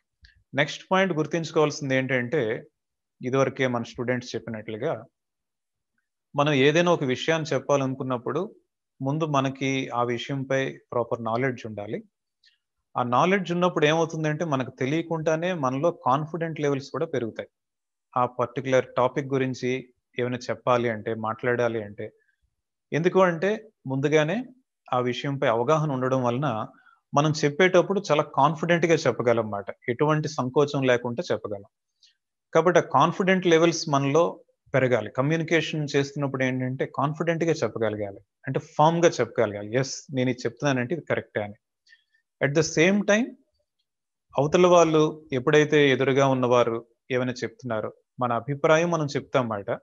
మన అభిప్రాయం చెప్పేటప్పుడు మనం కాన్ఫిడెంట్గా చెప్తాం. అయితే మన అభిప్రాయాలు అన్నీ కూడా ఇతరులు యాక్సెప్ట్ చేయాలని ఏం లేదు. అప్పుడు ఎదురుగా ఉన్నవారు వాళ్ళ అభిప్రాయాలు చెప్పవచ్చు, మీరు ఇలా చెప్పారు కానీ నాకు ఈ విధంగా అనిపిస్తుంది. అప్పుడు మనం అది కూడా ఆలోచించాలి, ఓకే ఇది కూడా కరెక్టేనా. సో ఈ విధంగా ఏంటంటే ఒక రకమైన ప్రాపర్ అండర్స్టాండింగ్ ఉండాలన్నమాట. ఈ అండర్స్టాండింగ్ అన్నది లేనప్పుడు ఆ కమ్యూనికేషన్ స్కిల్స్ అని మనం ఎంత నేర్చుకున్నా సరే దానివల్ల ప్రయోజనం ఉండదు. అంటే అండర్స్టాండింగ్ అన్నది ఏంటంటే time to time, person to person మారే అవకాశం ఉంటుందన్నమాట. కాబట్టి మనలో ఎంత కాన్ఫిడెంట్ లెవెల్స్ ఉన్నప్పటికీ కూడా ఈ అండర్స్టాండింగ్ అన్నది కూడా చాలా ఇంపార్టెంట్ మాట. ఇప్పుడు ఏంటంటే మనిషికి మధ్య విభేదాలు పెరగడం, ఒక దేశానికి మధ్య ఇటువంటి మిస్అండర్స్టాండింగ్స్ పెరగడం, వీటన్నింటికి కూడా మెయిన్ రీజన్ ఏంటంటే ఎవరికి వారే మేము చెప్పిందే కరెక్ట్ అనుకుంటారు. ఇతరులను అవగాహన చేసుకోవాలి, వాళ్ళు ఎందుకు ఆ విధంగా చెప్తున్నారు, ఏమైనా దాంట్లో కూడా ఏమైనా నిజమైన అర్థం ఉందా, దానివల్ల కూడా ఏమైనా ప్రయోజనం ఉందా, ఈ విధంగా ప్రాపర్ అండర్స్టాండింగ్ అని ఉన్నట్లయితే ఈరోజు మన ఫ్యామిలీ సిస్టమ్ ఇంకా ఎంతో బాగుండేది అన్నమాట. అంటే ఈవెన్ మన భారతదేశంలో కూడా చూసినట్లయితే, ఈరోజు ప్రపంచం అంతా విదేశాల్లో చూసినట్లయితే ఈ ఫ్యామిలీ సిస్టమ్ గురించి ఇంకొంచెం మనం కాన్సన్ట్రేట్ చేయాల్సి ఉంటుంది. ఎందుకంటే చాలా కంట్రీస్లో ఇది ఒక పెద్ద సమస్యగా తయారవుతుంది అన్నమాట. ఒక ఫ్యామిలీలో ఉన్న ఒక 2-4 కలిసి ఉండలేకపోతున్నారు. దానికి మెయిన్ రీజన్ ఏంటంటే ఈ కమ్యూనికేషన్లో ప్రాపర్ అండర్స్టాండింగ్ లేకపోవడం వల్ల. వారు చెప్పింది వీరికి అర్థం కాదు, వీరు చెప్పింది వారికి అర్థం కాదు. అంటే అర్థం చేసుకోవాలి అన్న పేషెన్స్ కూడా ఉండట్లేదు అన్నమాట, సహనం ఉండట్లేదు. అదే విధంగా నవేడేస్ మనం చూసినట్లయితే భారతదేశంలో కూడా ఈ ప్రాబ్లం నెమ్మదిగా పెరుగుతుందన్నమాట. ఒకవైపేమో టెక్నాలజీ వైపు మనం చూస్తే కమ్యూనికేషన్ చాలా ఇంప్రూవ్ అవుతుంది. కమ్యూనికేషన్ ఎంత ఇంప్రూవ్ అవుతుంది అంటే ఎక్కడో కార్నర్లో ఉన్న విషయాలన్నీ మనకు తెలుస్తున్నాయి. అట్ ద సేమ్ టైం మనం ఆలోచించాల్సిన విషయం ఏంటంటే, ఎక్కడో ఉన్న విషయాలను తెలుసుకోవడానికి కమ్యూనికేషన్ డెవలప్ చేయగలుగుతున్నాం. బట్ ఇంట్లో ఉన్న 2-4 చక్కగా మాట్లాడుకోవడానికి ఆ కమ్యూనికేషన్ ఎలా ఉండాలి అన్నది, ఆ ప్రాపర్ అండర్స్టాండింగ్ లేకపోవడం వలన చాలా ఇబ్బందులు ఎదుర్కోవాల్సి వస్తుందన్నమాట. ముందు మన ఇండివిజువల్ లైఫ్ సరిగ్గా లేనప్పుడు, ఆ సోషల్ లైఫ్, ఫ్యామిలీ లైఫ్ సరిగ్గా లేనప్పుడు, సోషల్ లైఫ్లో ప్రాపర్ అండర్స్టాండింగ్ లేనప్పుడు మనం ఈ దేశాన్ని ఏ విధంగా పురోగతి చేయడానికి మనం పాత్ర వహిస్తాం, అదేవిధంగా ప్రపంచాన్ని ఏ విధంగా మనం ముందుకు తీసుకెళ్ళగలం. కాబట్టి ఫస్ట్ ఆఫ్ ఆల్ ఏంటంటే ఈ ప్రోగ్రెస్ అవ్వడం అనేది మనతో ఆరంభం కావాలి అంటే ఈ కమ్యూనికేషన్లో ఒక ఇంపార్టెంట్ ఫ్యాక్టర్ ఏంటంటే ప్రాపర్ అండర్స్టాండింగ్ ఉండాలి. నేను చెప్పిందే కరెక్ట్ అన్న ఇది కాకుండా, స్వామి వివేకానంద కూడా ఎన్నో సందర్భాల్లో ఏమని చెప్తారు, నేను చెప్పిందంతా మీరు యాజ్ ఇట్ ఈజ్గా నమ్మాలని లేదు, నేను చెప్పిందంతా మీరు జాగ్రత్తగా ఆలోచించుకొని మీ నిర్ణయం మీరు తీసుకోండి అని చెప్పేవారు మాట. కాబట్టి మనం ఎప్పుడు కూడా ఈ విషయంలో జాగ్రత్తగా ఉండాలి. ఆ ప్రాపర్ అండర్స్టాండింగ్ కావాలంటే పేషెన్స్ కావాలి. మన ఇతరులు చెప్పింది వినడానికి ప్రాపర్ పేషెన్స్ అన్నది మెయింటైన్ చేయాలన్నమాట. అదే విధంగా మరొక విషయం కూడా మనం గుర్తించుకోవాలి. మనం ఎవరికైనా ఏమైనా చెప్పాలనుకుంటున్నప్పుడు, చెప్తున్నప్పుడు ఏంటంటే ఇన్ బిట్వీన్ వాళ్ళకి అర్థం అవుతుందా లేదా అని మనం టెస్ట్ చేసుకోవాలి. దానికి ఏంటంటే డిఫరెంట్ టైప్స్ మనం చేయొచ్చు అన్నమాట. ఏ విధంగా అంటే క్వశ్చనింగ్ అన్నది, అంటే మనం ఏమైనా చిన్న ప్రశ్న అడగవచ్చు, నేను చెప్పింది మీకు అర్థమైందా, ఈ పాయింట్ మీకు ఏంటి అర్థమైంది. అండ్ దానికంటే కూడా ఇంపార్టెంట్ ఏంటంటే వాళ్ళ వైపు నుంచి మనం క్వశ్చన్స్ ఎంకరేజ్ చేయాలి. ఎవరికైతే మనం చెప్తున్నామో, ఇప్పుడు నేనంతా చెప్పాను కదా, చెప్పిన దాంట్లో మీకు ఏమైనా డౌట్స్ ఉన్నాయా, ఏమైనా డౌట్స్ ఉంటే మీరు అడగండి. అంటే స్కూల్ లెవెల్లో కూడా మనం ఈ రోజుల్లో చూసినట్లయితే ఈ టీచర్స్ కూడా ఈ విషయాన్ని జాగ్రత్తగా గుర్తించుకొని స్టూడెంట్స్లో ఈ క్వశ్చనింగ్ స్కిల్స్ అన్నది డెవలప్ చేయాలన్నమాట. వాళ్ళకి అవకాశం ఇవ్వాలి డిఫరెంట్ క్వశ్చన్స్ అడగడానికి. టీచర్స్ కూడా అప్పుడప్పుడు చిన్న ప్రశ్నలు వేస్తూ ఉండాలన్నమాట. అప్పుడు ఏంటంటే వెంటనే ఇన్స్టాంట్గా అర్థం చేసుకోవచ్చు పిల్లలకి ఏమాత్రం అర్థం అవుతుంది అని. అండ్ స్టూడెంట్స్ కూడా ఆ విధంగా అవకాశం ఇవ్వాలి. అట్ ద సేమ్ టైం మరొక విషయం ఏంటంటే డీప్ థింకింగ్ అన్న కాన్సెప్ట్ కూడా మన ఇంపార్టెన్స్ ఇవ్వాలన్నమాట. మనం ఎప్పుడైతే ఏదైనా ఒక అంశాన్ని తీసుకొని డీప్గా ఆలోచించగలుగుతామో, అప్పుడు ఆ ఒక్క సెంటెన్స్ నుండే మనకి ఎన్నో విషయాలు మనకి తెలుస్తూ ఉంటాయి అన్నమాట. అంటే రియల్ నాలెడ్జ్ మనలోనే ఉండడం వలన మనం ఎప్పుడైతే డీప్ థింకింగ్ చేస్తామో మనకి ఎన్నో విషయాలు, మనకి కొత్త విషయాలని తెలుస్తూ ఉంటాయి అన్నమాట, ఏ పుస్తకాలు చదవకపోయినా సరే. కాబట్టి ఈ డీప్ థింకింగ్ అన్నది మనం మెయింటైన్ చేయాలి. ఎవరిలో అయితే డీప్ థింకింగ్ అన్నది ఉంటుందో వారి కమ్యూనికేషన్ కూడా చాలా బాగుంటుంది అన్నమాట. ఎందుకంటే వాళ్ళ ఐడియాస్ కూడా చాలా డీప్గా ఉంటాయి అన్నమాట. అండ్ మరొక విషయం నేను చెప్పాలనుకుంటున్నది ఏంటంటే, ఇప్పుడు ఈ కమ్యూనికేషన్ అన్నింటికీ కూడా మూలం ఏంటో మనం తెలుసుకోవాలి. మెయిన్ సోర్స్ ఏంటి అంటే, మనం బయటికి చూడడానికి ఏ విధంగా ఉంటుంది అంటే, మనం మాట్లాడుతున్నాం, ఒక లాంగ్వేజ్ ఉంది, ఈ మాటల ద్వారా కమ్యూనికేషన్ అనేది ఇన్ జనరల్ మనం చెప్పుకుంటూ ఉంటాం. బట్ ఈ మాటలు ఎక్కడి నుంచి వస్తున్నాయి, మన థాట్ ప్రాసెస్ నుంచే వస్తున్నాయి. థాట్స్ ఎక్కడి నుంచి వస్తున్నాయి? మైండ్ నుంచి వస్తున్నాయి. కాబట్టి రియల్గా మనం కమ్యూనికేషన్ ప్రాపర్గా మెయింటైన్ చేయాలి అంటే మన థాట్ ప్రాసెస్ చక్కగా ఉండాలి. మన థాట్ ప్రాసెస్ చక్కగా ఉండాలి అంటే మన మైండ్ కామ్గా స్టడీగా ఉండాలి. ఎవరి మైండ్ అయితే కామ్గా స్టడీగా ఉంటుందో వారి కమ్యూనికేషన్ పెర్ఫెక్ట్గా ఉంటుందన్నమాట. వారి కమ్యూనికేషన్ ఏ విధంగా ఉంటుంది అంటే తక్కువ మాటలు మాట్లాడినా సరే ఎక్కువ ఎఫెక్టివ్గా ఉంటుంది. ఆ విధంగా కాకుండా మైండ్ డిస్టర్బ్డ్గా ఉందనుకోండి, అటువంటి వాళ్ళు గంటల సేపు ఉపన్యాసం ఇచ్చినా సరే అది ఎఫెక్టివ్గా ఉండదు. ఒకరోజు ఆలకిస్తారు, రెండో రోజు ఎవరు ఆలకించరు. కాబట్టి మనం గుర్తించుకోవాలి, ఈ వర్డ్స్ అన్నవి మనకి ఈ మాటలు అన్నవి ఎక్కడి నుంచి వస్తున్నాయి అంటే దానికి మెయిన్ సోర్స్ ఎక్కడి నుంచి అంటే మైండ్ నుంచి మాట. కాబట్టి మన మైండ్, మనస్సు అనేది ఎప్పుడైతే మనం స్వచ్ఛంగా స్థిరంగా ఉంచుకోగలమో అప్పుడు ఆ మైండ్ డీప్ థింకింగ్ చేయగలదన్నమాట.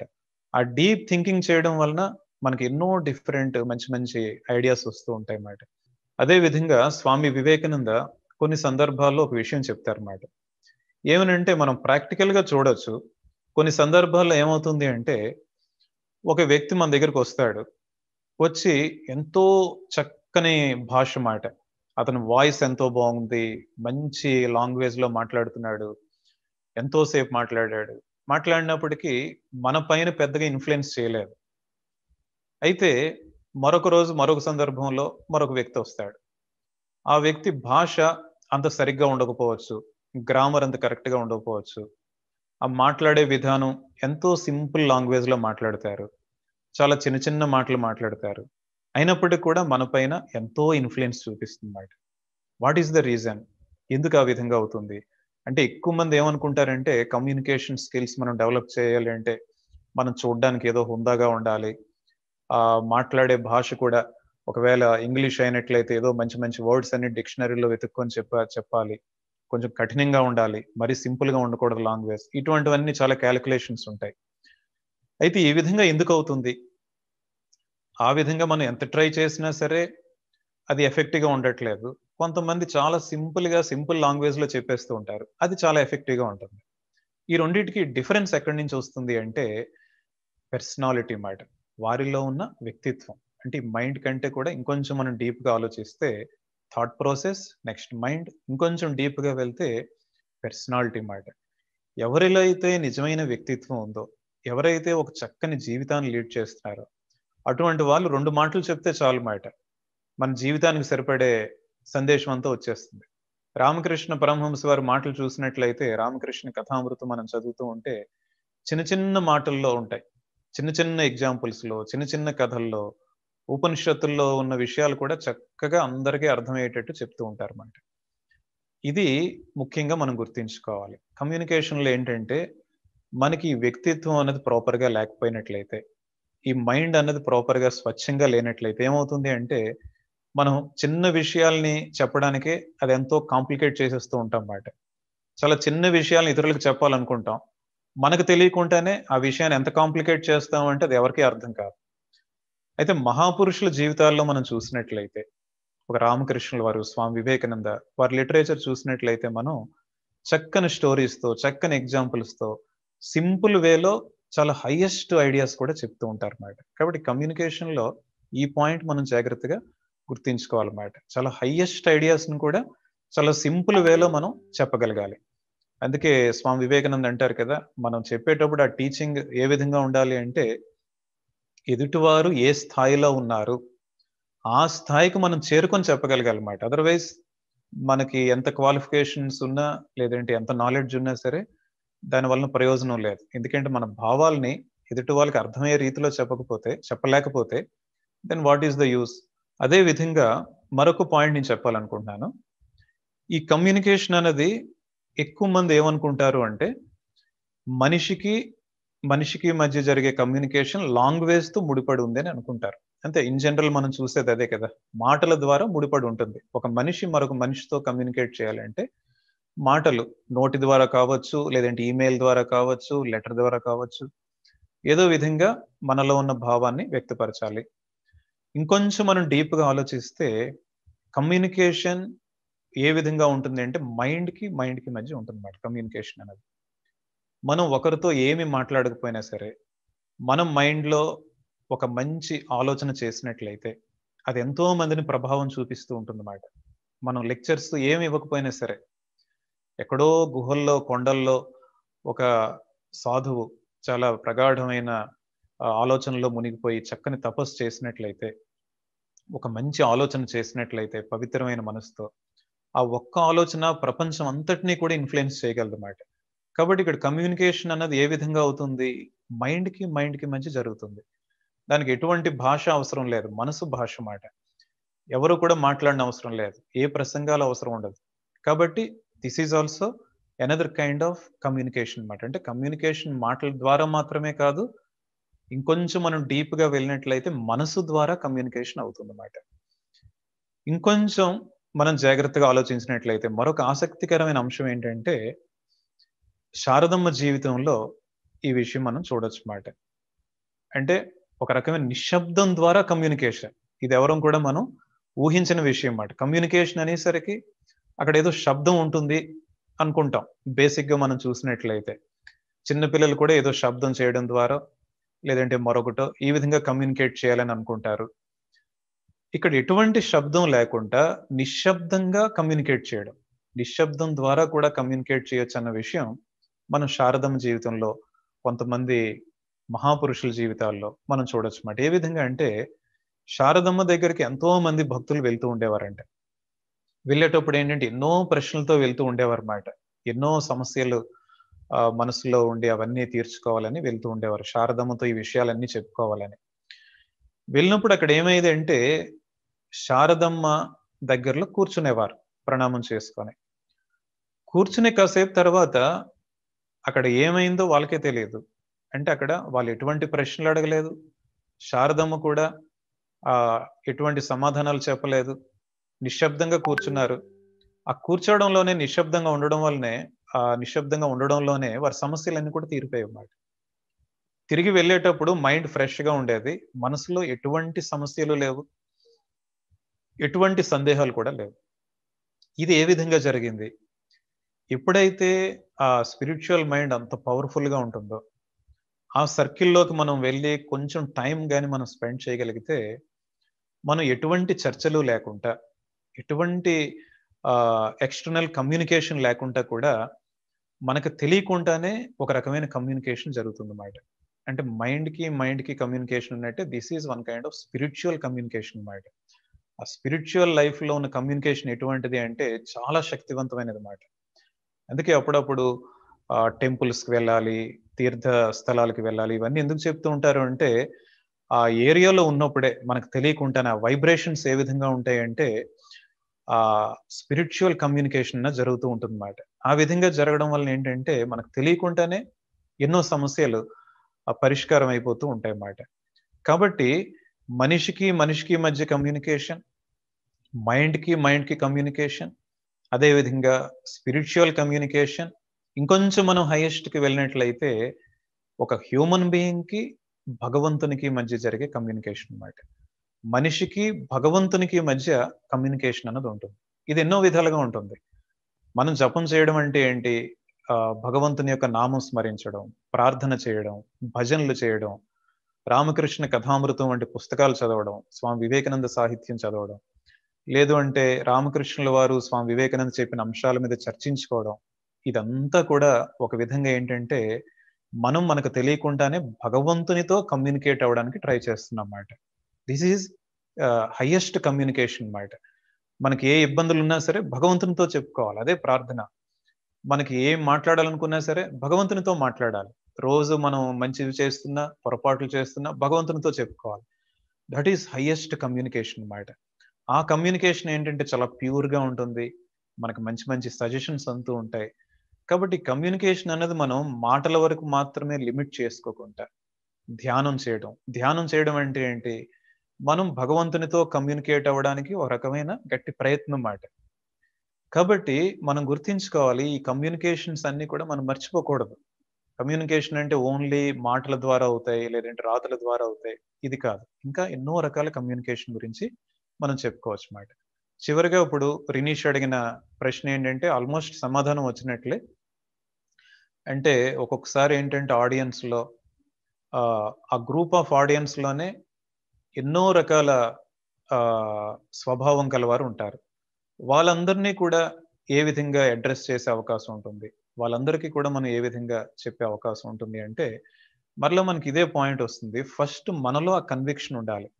ఎస్, నేను ఈ పాయింట్స్ చెప్తున్నాను అంటే డెఫినెట్గా వీళ్ళందరికీ ఉపయోగపడతాయి, వీళ్ళందరికీ కూడా ఆసక్తికరంగా నేను చెప్పగలను. ఇది కూడా ఒక టాలెంట్ మాట. మనం చెప్పేటప్పుడు కూడా అది ఏ విధంగా ఉండాలి అంటే, వాళ్ళు పదే పదే టైం చూసుకొని ఎప్పుడైపోతుందని అనుకున్నట్లుగా ఉండకూడదు మాట. అది చెప్పాలనుకున్న అంశం చాలా స్ట్రైట్ ఫార్వర్డ్గా చెప్పాలి. ఆ కన్విక్షన్ మనలో ఉండాలి, కాన్ఫిడెంట్గా ఉండాలి. ఇవన్నీ ఉండాలంటే మనలో ముందు ఆ విషయానికి సంబంధించి ప్రాపర్ నాలెడ్జ్ ఉండాలి. అదే విధంగా ఆ నాలెడ్జ్ ఉండడం కాకుండా అన్నిటికంటే ముఖ్యమైనది ఏంటంటే మనలో ఆ వ్యక్తిత్వం ఉండాలన్నమాట. ఎప్పుడైతే మనలో పర్సనాలిటీ అన్నది ఉంటుందో కమ్యూనికేషన్లో 80% మనం ఆల్రెడీ చేసినట్టే. అంటే వాళ్ళు ఏంటంటే ఆ పర్సనాలిటీ అన్నది ఉండడం వలన మన ప్రెజెన్స్లోనే వాళ్ళు ఆటోమేటిక్గా వాళ్ళ మైండ్ ట్యూన్ అయిపోతుంది అన్నమాట మనం చెప్పేది వినడానికి. ఎప్పుడైతే మనలో ఆ వ్యక్తిత్వం ఉండదో వాళ్ళ మైండ్ మన వైపు తీసుకోవడానికే మనం చాలా ఇబ్బంది పడుతూ ఉండాలన్నమాట. ఈలోగా 90% టైం అయిపోతుంది.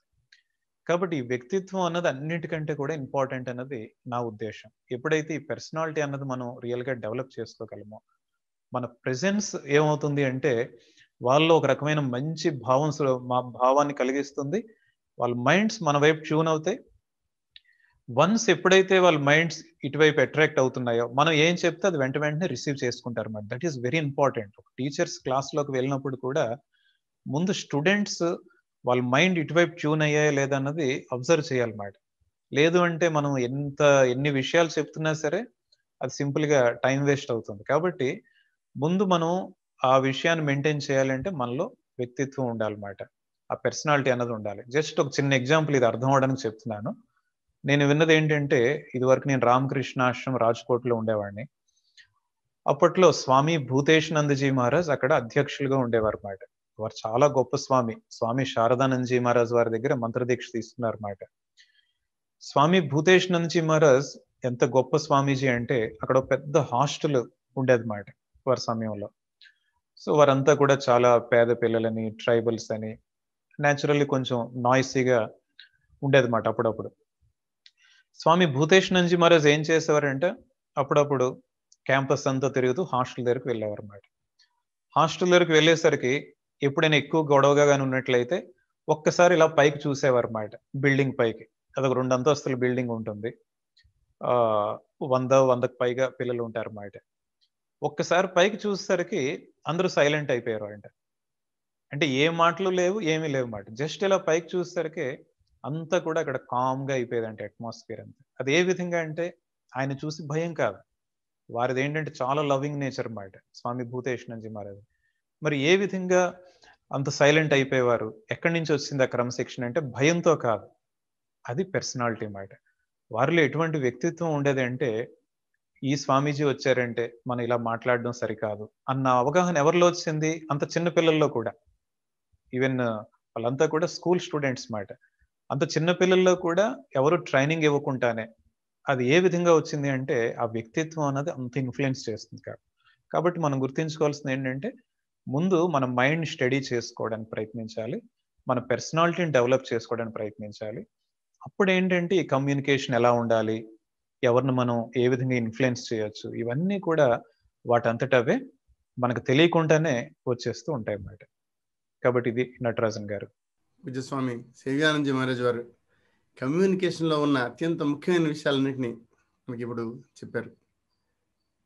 దానిలో కేవలం మాట్లాడడం, ఆ మాట్లాడేటప్పుడు మనకి సరైన అవగాహన ఉండడమే కాదు, ఆ మాటల వెనకాల మన వ్యక్తిత్వం ఉండాలి. ఎప్పుడైతే మన వ్యక్తిత్వం ఉంటుందో అప్పుడు మనం మాట్లాడే మాటలకి నిజమైన బలం వస్తుంది. మామూలుగా మాట్లాడేవాడికి ఒక పవిత్రమైన వ్యక్తిత్వం గల మనిషి మాట్లాడేదానికి చాలా తేడా ఉంటుంది. ఈ విషయాన్ని గురించి స్వామీజీ చాలా చక్కగా చెప్పారు. నిజానికి భావ వ్యక్తీకరణలో మనం అర్థం చేసుకోవాల్సిన విషయం ఇది ఒకటే అనమాట. ఏమిటంటే మాట్లాడడం వెనకాల మన యొక్క వ్యక్తిత్వం, మన క్యారెక్టర్, మన శీలం ఎంత ఉంది, ఆ శీలం అనేది ఎంత బాగుంటే, అది ఎంత పవిత్రంగా ఉంటే మనం మాట్లాడే మాటలకి అంత బలం వస్తుంది. ఇది మాట్లాడిన తర్వాత అసలు ఇలా కమ్యూనికేషన్ చేయడంలో మాట్లాడడం అనేది ముఖ్యమని తెలుసుకున్నాము. తర్వాత దాని వెనకాల మన వ్యక్తిత్వం అనేది ఒకటి ఉండడం అవసరమని తెలుసుకున్నాము. దాని గురించి మనం ఏం మాట్లాడుతున్నామో దాని గురించి మనకి చక్కటి అవగాహన ఉండడం కూడా అవసరమని తెలుసుకున్నాం. ఇది తెలుసుకున్న తర్వాత ఈ డిస్కషన్లో మనం ముందుకు వెళ్ళినప్పుడు ఒక విషయం మనకు కనిపించేది ఏంటంటే, అయితే మనుషులు సాధారణంగా చేస్తున్న పొరపాట్లు ఏమిటి?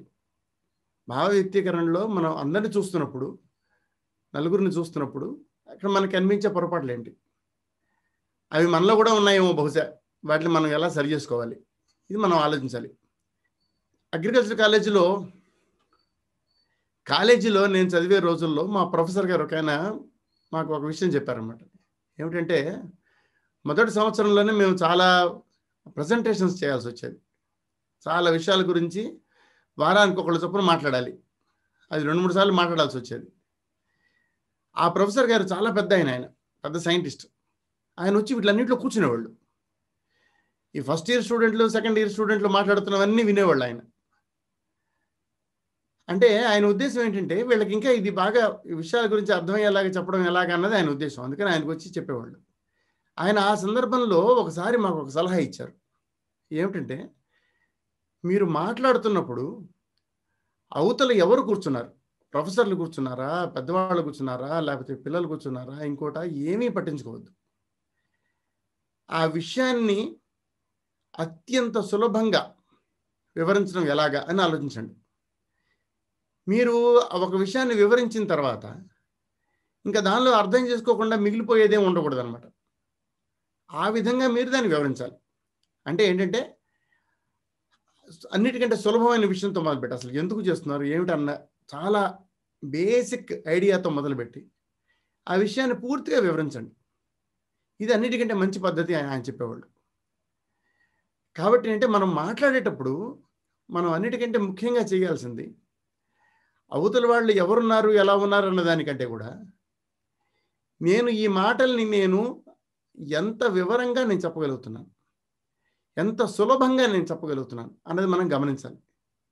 ఎవరైతే అలాగ అత్యంత సులభంగా మాట్లాడతారో వాళ్ళు ఈ కమ్యూనికేషన్లో అత్యంత విజయవంతంగా మాట్లాడిన వాళ్ళు అవుతారు.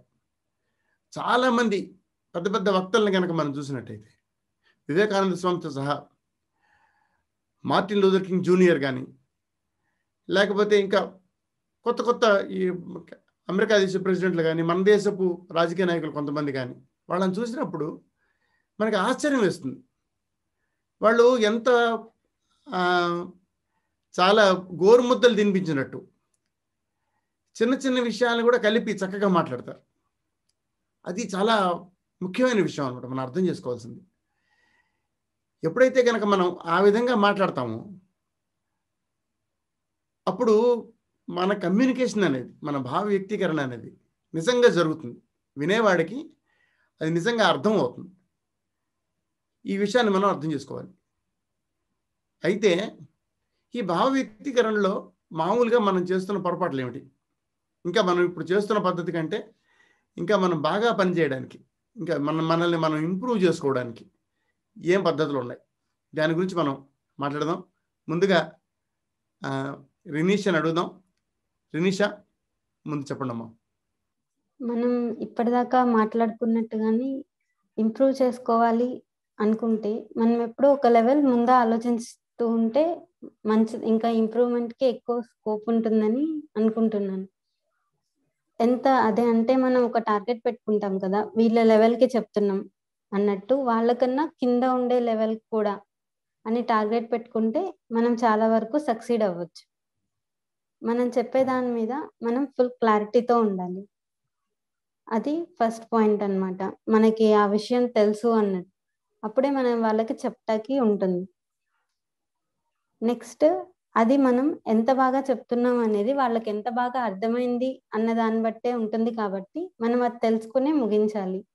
వాళ్ళకి అర్థమైందా లేదా అన్న విషయం మనకి తెలిసాక అప్పుడు అది సక్సెస్ అయిందని చెప్పొచ్చు అన్నమాట.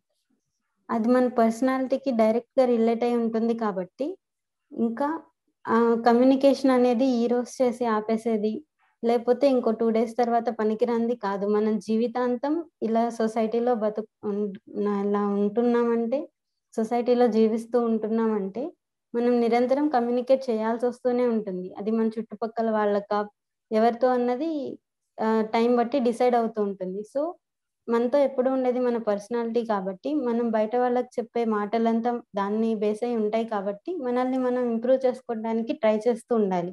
అప్పుడే మనం చెప్పేదానికి వెయిటేజ్ పెరుగుతూ ఉంటుందన్నమాట. తర్వాత ధాత్రి మాట్లాడతారు. కమ్యూనికేషన్లో మనం సాధారణంగా చేసే పొరపాట్లు. ధాత్రి చెప్పండి. నేటి తరం యువత కమ్యూనికేషన్ అనగానే కోచింగ్ ఇన్స్టిట్యూట్ లో జాయిన్ అయ్యి నేర్చుకుందాం అనుకుంటున్నారు, డెవలప్ చేసుకుందాం అనుకుంటున్నారు. కానీ కమ్యూనికేషన్ అండ్ స్కిల్స్ డెవలప్ చేసుకోవాలంటే మెయిన్ గా మన థాట్ ప్రాసెస్ అండ్ మన మైండ్ సెట్ మార్చుకోవాలని ఈరోజు స్వామీజీ చెప్పిన నుంచి మనం నేర్చుకోవచ్చు. మన మైండ్ అండ్ ఐడియాస్ ప్యూర్ గా ఉన్నప్పుడు అండ్ మనం బాగా పీస్ఫుల్ గా ఉన్నప్పుడు, ఎక్కువ సహనం ఉన్నప్పుడే మన ఐడియాస్ అన్ని మన కమ్యూనికేషన్ లో రిఫ్లెక్ట్ అవుతూ ఉంటాయి. కాబట్టి it's not of learning only English, but it is of developing a peaceful mind, good mind set and building a great self confidence. Dhatri చాలా మంచి విషయం చెప్పారు. కమ్యూనికేషన్ అంటే భాష కాదు, ఆ భాషని ఎలా ఉపయోగించాలి, అవతల వాళ్ళ అవసరాన్ని తీర్చే విధంగా, లేకపోతే అవతల వాళ్ళకి మనం అనుకున్న విషయాన్ని చెప్పగలిగే విధంగా మనం భాషను ఉపయోగించగలగాలి. కేవలం ఒక కొత్త భాష తెలిసినంత మాత్రాన మన కమ్యూనికేషన్ స్కిల్స్ పెరిగాయని కాదు అర్థం. విషయం చాలా చక్కగా చెప్పారు. తర్వాత కమ్యూనికేషన్లో మనం చేసే పొరపాట్లు ఏమిటి అన్న విషయాన్ని ఇంకా కొంచెం కొనసాగిస్తూ మనం పూజ్యస్వామి ఈ కమ్యూనికేషన్ విషయంలో మనం చేసే పొరపాట్లు అన్న విషయాన్ని మనం కొంచెం కొనసాగిస్తూ పూజ్యస్వామి సేవ్యానందజీ మహారాజ్ వారిని మాట్లాడమని కోరదాం. స్వామీజీ చెప్పండి మహారాజ్. సో ఈ కమ్యూనికేషన్ సంబంధించి సాధారణంగా జరిగే పొరపాట్లు ఏంటి అనేది మరికొన్ని విషయాలు మనం చెప్పుకున్నట్లయితే, మనం చాలా సాధారణంగా చూసే ఒక అంశం ఉంది, ఒక విషయం ఉంది. అదేంటంటే ఎక్కువ మంది చేసే పొరపాటు ఏంటంటే ముందు మాట్లాడతారు, తర్వాత ఆ విషయం గురించి ఆలోచిస్తూ ఉంటారు. అరే ఆ విధంగా మాట్లాడేసానే, అలా మాట్లాడకుండా ఉంటే బాగుండేది, ఎందుకు అంత కఠినంగా మాట్లాడాను, లేదంటే ఎందుకు ఆ విధంగా పొరపాటుగా మాట్లాడాను. కాబట్టి ఎక్కువ మందికి వచ్చే సమస్యలు ఎక్కడి నుంచి వస్తాయంటే ముందు మాట్లాడతారు, తర్వాత ఆలోచిస్తారు. ఈ ప్రాసెస్ మనం జస్ట్ రివర్స్ చేయాలి. యాక్చువల్గా మనం ఫాలో అవ్వాల్సిన ప్రాసెస్ ఏంటంటే ముందు ఆలోచన చేయాలి, మాట్లాడే ముందు 1-2 సార్లు మనం ఆలోచించుకోవాలన్నమాట. ఎందుకంటే మాట అగ్నితో సమానం అంటారు, ఫైర్తో ఈక్వల్ మాట, అంత పవర్ఫుల్గా ఉంటుంది మాట అన్నది. కాబట్టి మనం ఏం చేయాలంటే ఏదైనా ఒక మాట మాట్లాడాలి అంటే దానికి ముందు 1-2 సార్లు మనం ఆలోచించుకోవాలి.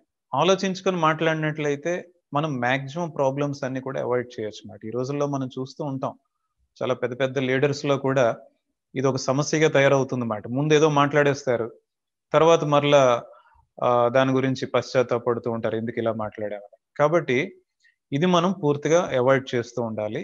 ముందు మనం ఏదైనా ఒక విషయం గురించి జాగ్రత్తగా ఆలోచించుకొని అప్పుడు మనం మాట్లాడినట్లయితే చాలా సమస్యల నుంచి మనం బయటపడే అవకాశం ఉంటుందన్నమాట. అదేవిధంగా ఇక్కడే మనం గుర్తించుకోవాలి, ఈ ప్రాసెస్ మనం ఫాలో అవడానికి మనం గుర్తించుకోవాల్సింది ఏంటంటే వాట్, వై, హౌ అన్నది మనం గుర్తించుకోవాలన్నమాట. వాట్ అంటే ఏం మాట్లాడాలనుకుంటున్నాం, లేదంటే ఏంటి కమ్యూనికేట్ చేయాలనుకుంటున్నాం. ఫస్ట్ ఆ విషయంలో మనకు క్లారిటీ ఉండాలి. అంటే మాటలనే కాదు, ఎన్నో విధాలుగా మనం కమ్యూనికేట్ చేయొచ్చు కదా. కాబట్టి ఫస్ట్ పాయింట్ మనకి అర్థం కావాల్సింది అసలు నేను ఏంటి కమ్యూనికేట్ చేయాలనుకుంటున్నాను, ఆ విషయంపై క్లారిటీ ఉండాలి. అండ్ నెక్స్ట్ పాయింట్ ఏంటి క్లారిటీ ఉండాలి, వై, అసలు ఎందుకు కమ్యూనికేట్ చేయాలనుకుంటున్నాను, దానివల్ల నాకు కానీ వారికి కానీ ప్రయోజనం ఉందా, ఎవరికి ప్రయోజనం లేనట్లయితే దేన్ని కమ్యూనికేట్ చేయాలి. ఇతరులకు ఇబ్బంది పెట్టే విషయాలు మనం కమ్యూనికేట్ చేయకూడదు కదా. ఏదైనా ఒకటి కమ్యూనికేట్ చేసామంటే మనకి, ఇతరులకి, అందరికీ కూడా ఉపయోగకరంగా ఉండాలన్నమాట. కాబట్టి ఫస్ట్ పాయింట్ ఏంటంటే వాట్, ఏంటి కమ్యూనికేట్ చేయాలనుకుంటున్నాను, క్లారిటీ ఉండాలి. సెకండ్ పాయింట్ వై, ఎందుకు కమ్యూనికేట్ చేయాలనుకుంటున్నాను, దాంట్లో నా సెల్ఫిష్నెస్ ఏమైనా ఉందా, ఎప్పుడైతే మనలో అన్సెల్ఫిష్గా మనం కమ్యూనికేట్ చేస్తే 10 మందికి ప్రయోజనం అవుతుంది అన్న అంశంతో చేస్తే అది బెస్ట్ కమ్యూనికేషన్ అవుతూ ఉంటుంది అన్నమాట. అది చాలా పవర్ఫుల్గా ఉంటుంది అన్నమాట. అంటే మనలో ఎటువంటి స్వార్థం కూడా లేకుండా. కాబట్టి ఈ వై అన్న దాంట్లో చాలా ఆన్సర్స్ వస్తూ ఉంటాయి. దాంట్లో నా స్వప్రయోజనం ఏమైనా ఉందా, ఒకరికి ఈ విధంగా మెసేజ్ ఇవ్వడం ద్వారా వారితో ఇంకా ఎవరికైనా గొడవలు పడే అవకాశం ఉంటుందా? ఒక్కొక్కసారి దేశానికి మధ్య కూడా ఆ విధంగా అవుతూ ఉంటాయి. మనం జాగ్రత్తగా ఆలోచించినట్లయితే ఎవరో ఒకరు ఏదో కమ్యూనికేట్ చేస్తారు, సో అండ్ సో కంట్రీ వాళ్ళు ఇలా ఆలోచిస్తున్నారని. అది ఎంతవరకు ఫ్యాక్ట్ అన్నది మనం ప్రాపర్గా అర్థం చేసుకోకుండా, ప్రాపర్గా ఫైండ్ అవుట్ చేయకుండా మనం విపరీతమైన ఇమోషన్స్కి లోనయ్యాం అనుకోండి, అప్పుడు ఏమవుతుంది, కంట్రీకి మధ్య వార్స్ జరిగే అవకాశం కూడా ఉంటుంది అన్నమాట. అంటే అక్కడ ఏం జరిగిందంటే మూడో వ్యక్తి కావాలని మనకు ఆ విధమైన సమాచారం ఇచ్చారు, చూడండి మీ గురించి వేరే కంట్రీ వాళ్ళు ఇలా అనుకుంటున్నారు, ఇలా సిద్ధం అవుతున్నారు. కాబట్టి ఈ కమ్యూనికేషన్ వేరే వాళ్ళు మనకి ఇచ్చేటప్పుడు ఏంటంటే ప్రాపర్గా మనం అది ఎంతవరకు కరెక్ట్, వాళ్ళు చెప్పింది నిజమా కాదా, ఇవన్నీ కూడా మనం జాగ్రత్తగా చూసుకోవాలన్నమాట, వెరిఫై చేసుకోవాలన్నమాట. ఆ వెరిఫై చేసుకోకుండా ఎవరు చెప్పినా సరే దాన్నే మనం నమ్ముతూ వెళ్ళాము అంటే చాలా ఇబ్బందుల్లో పడతాం అన్నమాట. అదేవిధంగా మనం గుర్తించుకోవాల్సింది ఏంటంటే ఈ వాదనలు, ఆర్గ్యుమెంట్స్ అన్నవి చాలా ఎక్కువగా కనిపిస్తూ ఉంటాయి మనకి. ఎవరో ఏదో అంటారు అన్న వెంటనే మనకి విపరీతమైన కోపం రావచ్చు, అది వాదనగా మారిపోతుంది. మనం అన్నది వాళ్ళు యాక్సెప్ట్ చేయరు, వాళ్ళన్నది మనం యాక్సెప్ట్ చేయం. అదే కదా వాదన అంటే. అంటే ఇద్దరు కూడా సరైన అవగాహనతో మాట్లాడితే అది వాదన కాదు, అదేంటంటే చర్చ అవుతుంది అన్నమాట. వాదన ఎప్పుడు అవుతుంది అంటే ఇద్దరికి ప్రాపర్ అండర్స్టాండింగ్ లేనప్పుడు అన్నమాట. ఇప్పుడు ఆ వాదన చేసినప్పుడు ఏ చిన్న ప్రయోజనం ఏమైనా ఉంటుందా? ఎటువంటి ప్రయోజనం ఉంటుంది? ఈ విధంగా మనం చెప్పే ఐడియాస్ వాళ్ళు యాక్సెప్ట్ చేయరు, వాళ్ళు చెప్పేది మనం యాక్సెప్ట్ చేయం, దాంట్లో మన టైం వేస్ట్ అవుతుంది, ఎనర్జీ వేస్ట్ అవుతుంది. సో ఈ విధంగా అవాయిడ్ చేయడానికి మనం ఏం చేయాలి? అదే విధంగా ఒక్కొక్క సందర్భంలో మనం చూస్తూ ఉంటాం, మనం ఎక్స్పెక్ట్ చేయకుండా ఎదుటి వాళ్ళు చాలా కోపం చెందుతూ ఉంటారు మన పైన, విపరీతమైన కోపం వారికి వచ్చేస్తూ ఉంటుంది, లేదంటే మన పైన ఒక రకమైన ద్వేషం అనే భావాన్ని అలవర్చుకున్నారు. అటువంటి సందర్భంలో మనం ఏం చేయాలి? వారు కోపడ్డారని మనం కూడా కోపడాలా, లేదంటే ఏం చేయాలి? కాబట్టి వీటన్నింటికి సొల్యూషన్ ఏంటంటే, ఎవరైనా మనల్ని ఇటువంటి ఇబ్బందుల్లో పెట్టినట్లయితే, అంటే వాళ్ళు విపరీతమైన కోపంతో ఊగిపోతున్నారు, అటువంటిప్పుడు మనం ఏం చేయాలి? లేదంటే వారు ఎక్కువగా మనతో వాదోపవాదాలు పెట్టుకోవడానికి ప్రయత్నిస్తున్నారు, అటువంటిప్పుడు ఏం చేయాలి? వీటన్నిటికి బెస్ట్ సొల్యూషన్ ఏంటంటే సైలెంట్గా ఉండడం. వాళ్ళు వాదిస్తున్నారని మనం కూడా వాదన ఆరంభించామంటే దానికి అంతం ఉండదు, అవి ఇంకా ఇబ్బందులు పెంచుకున్నట్లే అవుతుందన్నమాట. దానికి బెస్ట్ సొల్యూషన్ ఏంటంటే సైలెంట్గా ఉండడం. ఇంకా అవసరమైతే ఆ స్థలం నుండి, అక్కడి నుండి దూరంగా వెళ్ళిపోవడం. అంటే ఆ దగ్గర ఉంటేనే ఇంకా మనం సైలెంట్గా ఉన్నా సరే ప్రాబ్లం సాల్వ్ అవ్వట్లేదు అంటే అక్కడి నుంచి కొంచెం దూరంగా వెళ్ళిపోవడం. అంటే అదే సరైన సమాధానం అవుతుందన్నమాట కొన్ని సందర్భాల్లో. ఈ వాదోపవాదాలని అవాయిడ్ చేయొచ్చు, ఇతరుల కోపాలను కూడా మనం అవాయిడ్ చేయొచ్చు. ఏమవుతుందంటే లేదంటే వాళ్ళు వాదిస్తున్నారు కదని మనం కూడా వాదనలు పెంచుకున్నట్లయితే మనలో ఒక రకమైన ఉద్రేకం అది పెరిగిపోయి అది మనకి చాలా హెల్త్ కూడా ఎఫెక్ట్ అవుతుంది అన్నమాట, బ్యాడ్ ఎఫెక్ట్ అవుతుంది. కోపం కూడా అంతే. సాధారణంగా ఏమవుతుంది, ఒకరు కోపం చెందారు అంటే వెంటనే మనం కూడా రియాక్ట్ అయిపోతూ ఉంటాం. ఆ విధంగా కోపం చెందినప్పుడు ఏమవుతుంది, అది మనకే మంచిది కాదు, మన యొక్క ఫిజికల్ హెల్త్కి అండ్ మెంటల్ హెల్త్కి మనకే మంచిది కాదు అన్నమాట. సైకలాజికల్గా అది ఎంతో బ్యాడ్ ఎఫెక్ట్ ఇస్తుంది. కాబట్టి అటువంటి టైంలో బెస్ట్ సొల్యూషన్ ఏంటంటే సైలెంట్గా ఉండడం, ఆ ప్లేస్ నుండి దూరంగా వెళ్ళిపోవడం. కొన్ని రోజుల తర్వాత అదే సర్దుకుంటుంది, మళ్ళా వాళ్ళే అర్థం చేసుకుంటారు, మళ్ళీ అంతా సవ్యంగానే ఉంటుంది. కాబట్టి ఇదొకటి మనం అబ్జర్వ్ చేస్తూ ఉండాలి. మరొకటి టెక్నిక్స్ విషయంలో మరొకటి మనం చెప్పుకున్నట్లయితే 2 పాయింట్స్ ఇంకా చెప్పాలనుకుంటున్నాను. ఏంటంటే అది పిల్లలు తల్లిదండ్రులకు మధ్య ఉండే కమ్యూనికేషన్, ఇది చాలా ఇంపార్టెంట్ మాట. అంటే మన లైఫ్ అంతటికి కూడా అది ఫౌండేషన్ అని చెప్పుకోవచ్చు. చిన్న పిల్లలతో తల్లిదండ్రులు ఎంతో టైం స్పెండ్ చేస్తూ ఉంటారు, పిల్లలు బాగా చిన్న వయసులో, ఇంకా నడక కూడా సరిగ్గా రాదు అటువంటి టైంలో. తర్వాత నెమ్మదిగా ఏమవుతుంది అంటే వారికి తెలియకుండానే దూరం అయిపోతూ ఉంటారు. అంటే ఒకే ఇంట్లో ఉన్నారు, ఒకే ఇంట్లో భార్యాభర్త, 2 పిల్లలు, అంటే తల్లి తండ్రి 2 పిల్లలు ఉన్నారు. ఒకే ఇంట్లో నలుగురు ఉన్నప్పటికీ కూడా వాళ్ళ మధ్య ఏమాత్రం కమ్యూనికేషన్ అవుతుంది అన్నది ఒకసారి ఎవరికి వాళ్ళే చూసుకున్నట్లయితే, అబ్జర్వ్ చేసినట్లయితే చాలా తక్కువ టైం కమ్యూనికేషన్ ఉంటుంది అన్నమాట. నవేడేస్ ఇది ఒక పెద్ద ప్రాబ్లం. అంటే ఒక మనిషికి టీవీకి మధ్య, మనిషికి సెల్ ఫోన్ మధ్య చాలా ఎక్కువ టైం కమ్యూనికేషన్ అనేది ఉంటుందన్నమాట. వాళ్ళు ఏదో విధంగా కమ్యూనికేట్ అవుతున్నారు, ఎక్కువ టైం స్పెండ్ చేస్తున్నారు. అయితే తల్లిదండ్రులకి పిల్లలకి మధ్య, ఆ పిల్లల్లోనే ఒక అన్నయ్యకి తమ్ముడికి మధ్య, లేదంటే బ్రదర్స్కి సిస్టర్స్కి మధ్య ఉన్న కమ్యూనికేషన్ ఒక్కసారి ఆలోచించినట్లయితే చాలా తక్కువ టైం ఉంటుందన్నమాట. అంటే అవసరమైనప్పుడే మాట్లాడడం, లేదంటే మాట్లాడకపోవడం. అంటే కమ్యూనికేషన్ దేంతో ముడిపడి ఉండాలి అంటే ప్రేమతో ముడిపడి ఉండాలి. అంతేగాని మనం ఏదైనా పని ఉంటే మాట్లాడుతున్నాం, లేదంటే లేదు అంటే అది ఏంటంటే వ్యాపారం అవుతుంది అక్కడ. ఇట్ ఈస్ బిజినెస్ మాట. బట్ యాక్చువల్గా ఈ కమ్యూనికేషన్ అనేది ఎప్పుడైతే ప్రేమతో ముడిపడి ఉంటుందో మనం మాట్లాడేది తక్కువే కావచ్చు. ఇప్పుడు ఇంట్లో ఉన్నంతసేపు చిన్న పిల్లల్లాగే రోజంతా కూడా అమ్మతో నాన్నతో మాట్లాడుతూ ఉండాలని కాదు. అలా అయితే ఇంక వాళ్ళు ఎడ్యుకేషన్లో ఎలా డెవలప్ అవ్వగలరు? బట్ ఆ కమ్యూనికేషన్ అనేది తక్కువ టైం ఉన్నా, ఒక పావుగంట, అరగంట ఉన్నా సరే ప్రేమతో ముడిపడి ఉండాలన్నమాట. అప్పుడు ఏమవుతుంది అంటే వారి మధ్య ఒక రకమైన బాండేజ్ అనేది డెవలప్ అవుతుందన్నమాట. లేదంటే ఏమవుతుంది ఈ రోజుల్లో పిల్లలకి, తల్లిదండ్రులకి మధ్య ఈ కమ్యూనికేషన్ అనేది చాలా తగ్గిపోతుంది. పిల్లలకు కావాల్సిన ఏర్పాట్లన్నీ తల్లిదండ్రులు చేస్తున్నారు. అన్ని సౌకర్యాలు ఇస్తున్నారు. మాకంతా బానే ఉంది, కంఫర్టబుల్ లైఫ్ లీడ్ చేస్తున్నామని వాళ్ళు అనుకుంటున్నారు. కొంత ఏజ్ తర్వాత ఏమవుతుంది అంటే ఆ బాండేజ్ అన్నది లేకపోవడం వలన, ఆ లవ్ అనే బాండేజ్ లేకపోవడం వలన జీవితం అంతా కూడా సమస్యల్ని తెలియకుండానే సృష్టించుకుంటున్నారన్నమాట. ఈ లవ్ అనే బాండేజ్ మనం ఎప్పుడైతే చిన్న పిల్లలకి, తల్లిదండ్రులకి మధ్య డెవలప్ చేయగలమో, అది తల్లిదండ్రులు, పెద్దలు ఈ విషయంలో చాలా జాగ్రత్త తీసుకోవాలన్నమాట. ఎప్పుడైతే చిన్నప్పుడే, చిన్నతనంలోనే అదే ఫౌండేషన్ అనుకుంటున్నాం కదా, ఆ ఫౌండేషన్ టైంలోనే ఈ లవ్ అనే బాండేజ్ డెవలప్ అవుతుంది. అంటే కమ్యూనికేషన్ వలన ఇది ఒక పెద్ద ప్రయోజనం ఉందన్నమాట. ఈ కమ్యూనికేషన్ వలన ఏమవుతుంది అంటే ఈ లవ్ అనే బాండేజ్ డెవలప్ అవుతుందన్నమాట మనిషికి మనిషికి మధ్య. కాబట్టి ఈ విషయాన్ని జాగ్రత్తగా గుర్తించుకొని తల్లిదండ్రులు పిల్లలతో చక్కగా మాట్లాడుతూ డైలీ కొంత టైం స్పెండ్ చేయగలిగితే మన జీవితంలో వచ్చే చాలా సమస్యల నుండి మనం బయటపడే అవకాశం ఉంటుందన్నమాట. అందుకే ఈరోజు పెద్ద అయిన తర్వాత తల్లిదండ్రులు వృద్ధులైపోయిన తర్వాత వారు ఎంతో ఇబ్బంది పడుతున్నారు అన్నమాట. ఎందుకంటే ఆ కమ్యూనికేషన్ ప్రాపర్గా లేకపోవడం వలన. చిన్నప్పుడు పిల్లలకి అర్థం కాలేదు ఎలా కమ్యూనికేట్ అవ్వాలనేది. పెద్ద అయిన తర్వాత తల్లిదండ్రులతో ఎంత టైం మాట్లాడాలి, ఎంత టైం స్పెండ్ చేయాలి వాళ్ళకి తెలియట్లేదు అన్నమాట. కాబట్టి కమ్యూనికేషన్ అనేది ఈ బాండేజ్, లవ్ అనే బాండేజ్ డెవలప్ చేయడంలో ఎంతో ఉపయోగపడుతుంది. అప్పుడు ఫ్యామిలీ లైఫ్స్ ఎంతో చక్కగా ఉంటాయి, సోషల్ లైఫ్ ఎంతో చక్కగా ఉంటుంది, ప్రపంచం అంతా కూడా పీస్ఫుల్గా ఉంటుంది అన్నమాట. అండ్ మరొక టెక్నిక్ చెప్పాలనుకున్నది ఏంటంటే స్వామి వివేకానంద చెప్తారు కొన్ని సందర్భాల్లో.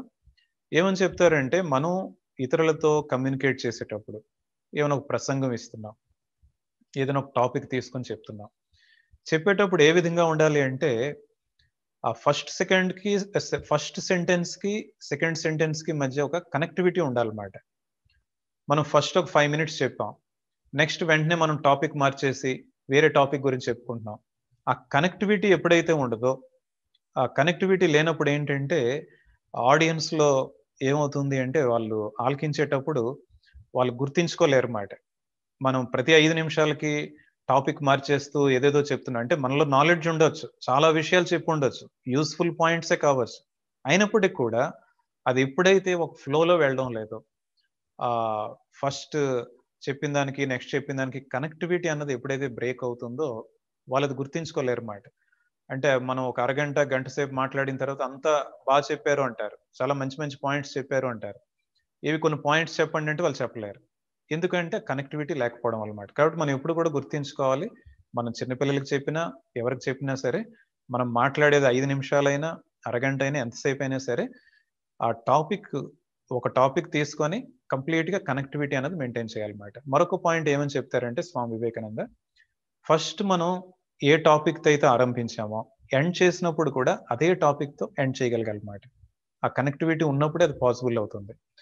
అంతేగాని ఫస్ట్ ఆరంభించిందేమో ఒక టాపిక్ తో ఆరంభించాం, చివరికి ముగించేటప్పుడేమో ఆ టాపిక్ ఎక్కడికో వెళ్ళిపోయింది మాట మనకు తెలియకుండానే. ఆ విధంగా అయినట్లయితే అది ప్రాపర్ కమ్యూనికేషన్ మనం చేయనట్టే మాట. కాబట్టి ఇటువంటివి కూడా మనం టెక్నిక్స్ గుర్తించుకోవాలి. కాబట్టి ఓవరాల్ గా మనం చూసినట్లయితే చాలా ప్రధానమైన అంశంగా మనం చెప్పుకోవాల్సింది ఈ కమ్యూనికేషన్ లో మాటల కంటే ముఖ్యమైనది థాట్స్ కంటే కూడా ముఖ్యమైనది మైండ్, ఇంకా అన్నిటికంటే కూడా ముఖ్యమైనది మనలో ఉన్న పర్సనాలిటీ. వీటన్నిటిని కూడా కనెక్ట్ చేసేది ఏంటంటే లవ్ మాట. ఈ ప్రేమ అన్నది ఎప్పుడైతే ఉంటుందో ఆ ప్రేమ భాష అన్నదే ప్రధానమైనది మాట. చిన్న పిల్లలకి మాటలు రానప్పుడు తమ తల్లితో తండ్రితో ఏ విధంగా కమ్యూనికేట్ చేస్తారు? వారిలో ఉన్న ప్రేమతోనే కమ్యూనికేట్ చేస్తారు. ఒక తల్లి ఊయల్లో పడుకున్న చిన్న బాబుతో చిన్న పాపతో ఏ విధంగా కమ్యూనికేట్ చేస్తుంది? ప్రేమతోనే కమ్యూనికేట్ చేస్తుంది. కాబట్టి రియల్ కమ్యూనికేషన్ ఫైనల్ గా ఎక్కడి నుంచి వస్తుంది అంటే ప్రేమ ద్వారా వస్తుంది అన్నమాట, ద్వేషం ద్వారా కాదు. కాబట్టి ఇటువంటి మంచి లక్షణాలు కానీ మనం అలవాటు చేసుకోగలిగితే అప్పుడు మనం చక్కగా కమ్యూనికేట్ చేయగలం. అప్పుడు మన జీవితం అంతా కూడా ప్రశాంతంగా ఉంటుంది. మన వలన ఇతరులకు కూడా ఎటువంటి ఇబ్బంది కలగకుండా ఇతరుల జీవితం కూడా ప్రశాంతంగా ఉంటుంది. స్వామీజీ చాలా చక్కటి విషయాలు చెప్పారు. కేవలం మాట్లాడడంతోనే కాకుండా అక్కడి నుంచి మొదలుపెట్టి రకరకాల స్థాయిల్లో ఈ కమ్యూనికేషన్ అనేది ఎలా చేయాలి, చివరిగా ప్రేమ అనేది ఉంటేనే కమ్యూనికేషన్ అనేది నిజంగా జరుగుతుంది. ప్రేమ అనేది ఉన్నప్పుడు మిగతా ఎటువంటి పొరపాట్లు ఉన్నా, మిగతా ఎటువంటి లోటుపాట్లు ఉన్నా, మాట్లాడడంలో కానీ మాటల్లో కానీ మాట్లాడే పద్ధతిలో కానీ ఎటువంటి లోటుపాట్లు ఉన్నా సరే అవన్నీ కూడా సమసిపోతాయి. వాటి వల్ల ఏమీ ఇబ్బంది ఎదురవ్వదు అని చెప్పి స్వామీజీ చాలా చక్కగా చెప్పారు. ఈ మాట్లాడడంలో లోటుపాట్ల గురించి మాట్లాడినప్పుడు గురు మహారాజ్ చెప్పిన ఒక కథ గుర్తొస్తుంది. రామకృష్ణ పరమహంస ఒక కథ చెప్తారనమాట. ఆయన దగ్గరికి కొంతమంది శిష్యులు వచ్చినప్పుడు వాళ్ళు ఇంగ్లీష్లో మాట్లాడుకుంటూ ఉంటారు. అది కూడా గుసగుసగా మాట్లాడుకుంటూ ఉంటే అప్పుడు రామకృష్ణులు అడుగుతారు, ఏంటి ఏం మాట్లాడుకుంటున్నారు మీరని అడిగితే అప్పుడు ఆయన అంటారనమాట, ఏం లేదండి అని. అప్పుడు గురు మహారాజ్ వాళ్ళతో ఒక చిన్న కథ ఒకటి చెప్తారు. ఏమిటంటే, మీరు ఏం మాట్లాడుతున్నారో 10 మంది మధ్యలో ఉన్నప్పుడు అది అవతల వాళ్ళకి అర్థమయ్యే విధంగా ఉండాలి, లేకపోతే చాలా ఇబ్బందులు ఎదురవుతాయి. దానికి ఆయన ఒక చిన్న కథ. ఒకడు కొంచెం ఇంగ్లీష్ చదువుకున్నవాడు, అప్పట్లో ఆ కాలంలో కొద్దిగా ఇంగ్లీష్ చదువుకున్నవాడు ఒక మంగలి షాపుకి వెళ్ళి గడ్డం చేయించుకుంటున్నాడు. గడ్డం చేస్తూ ఉంటే ఏదో అయ్యి పాపం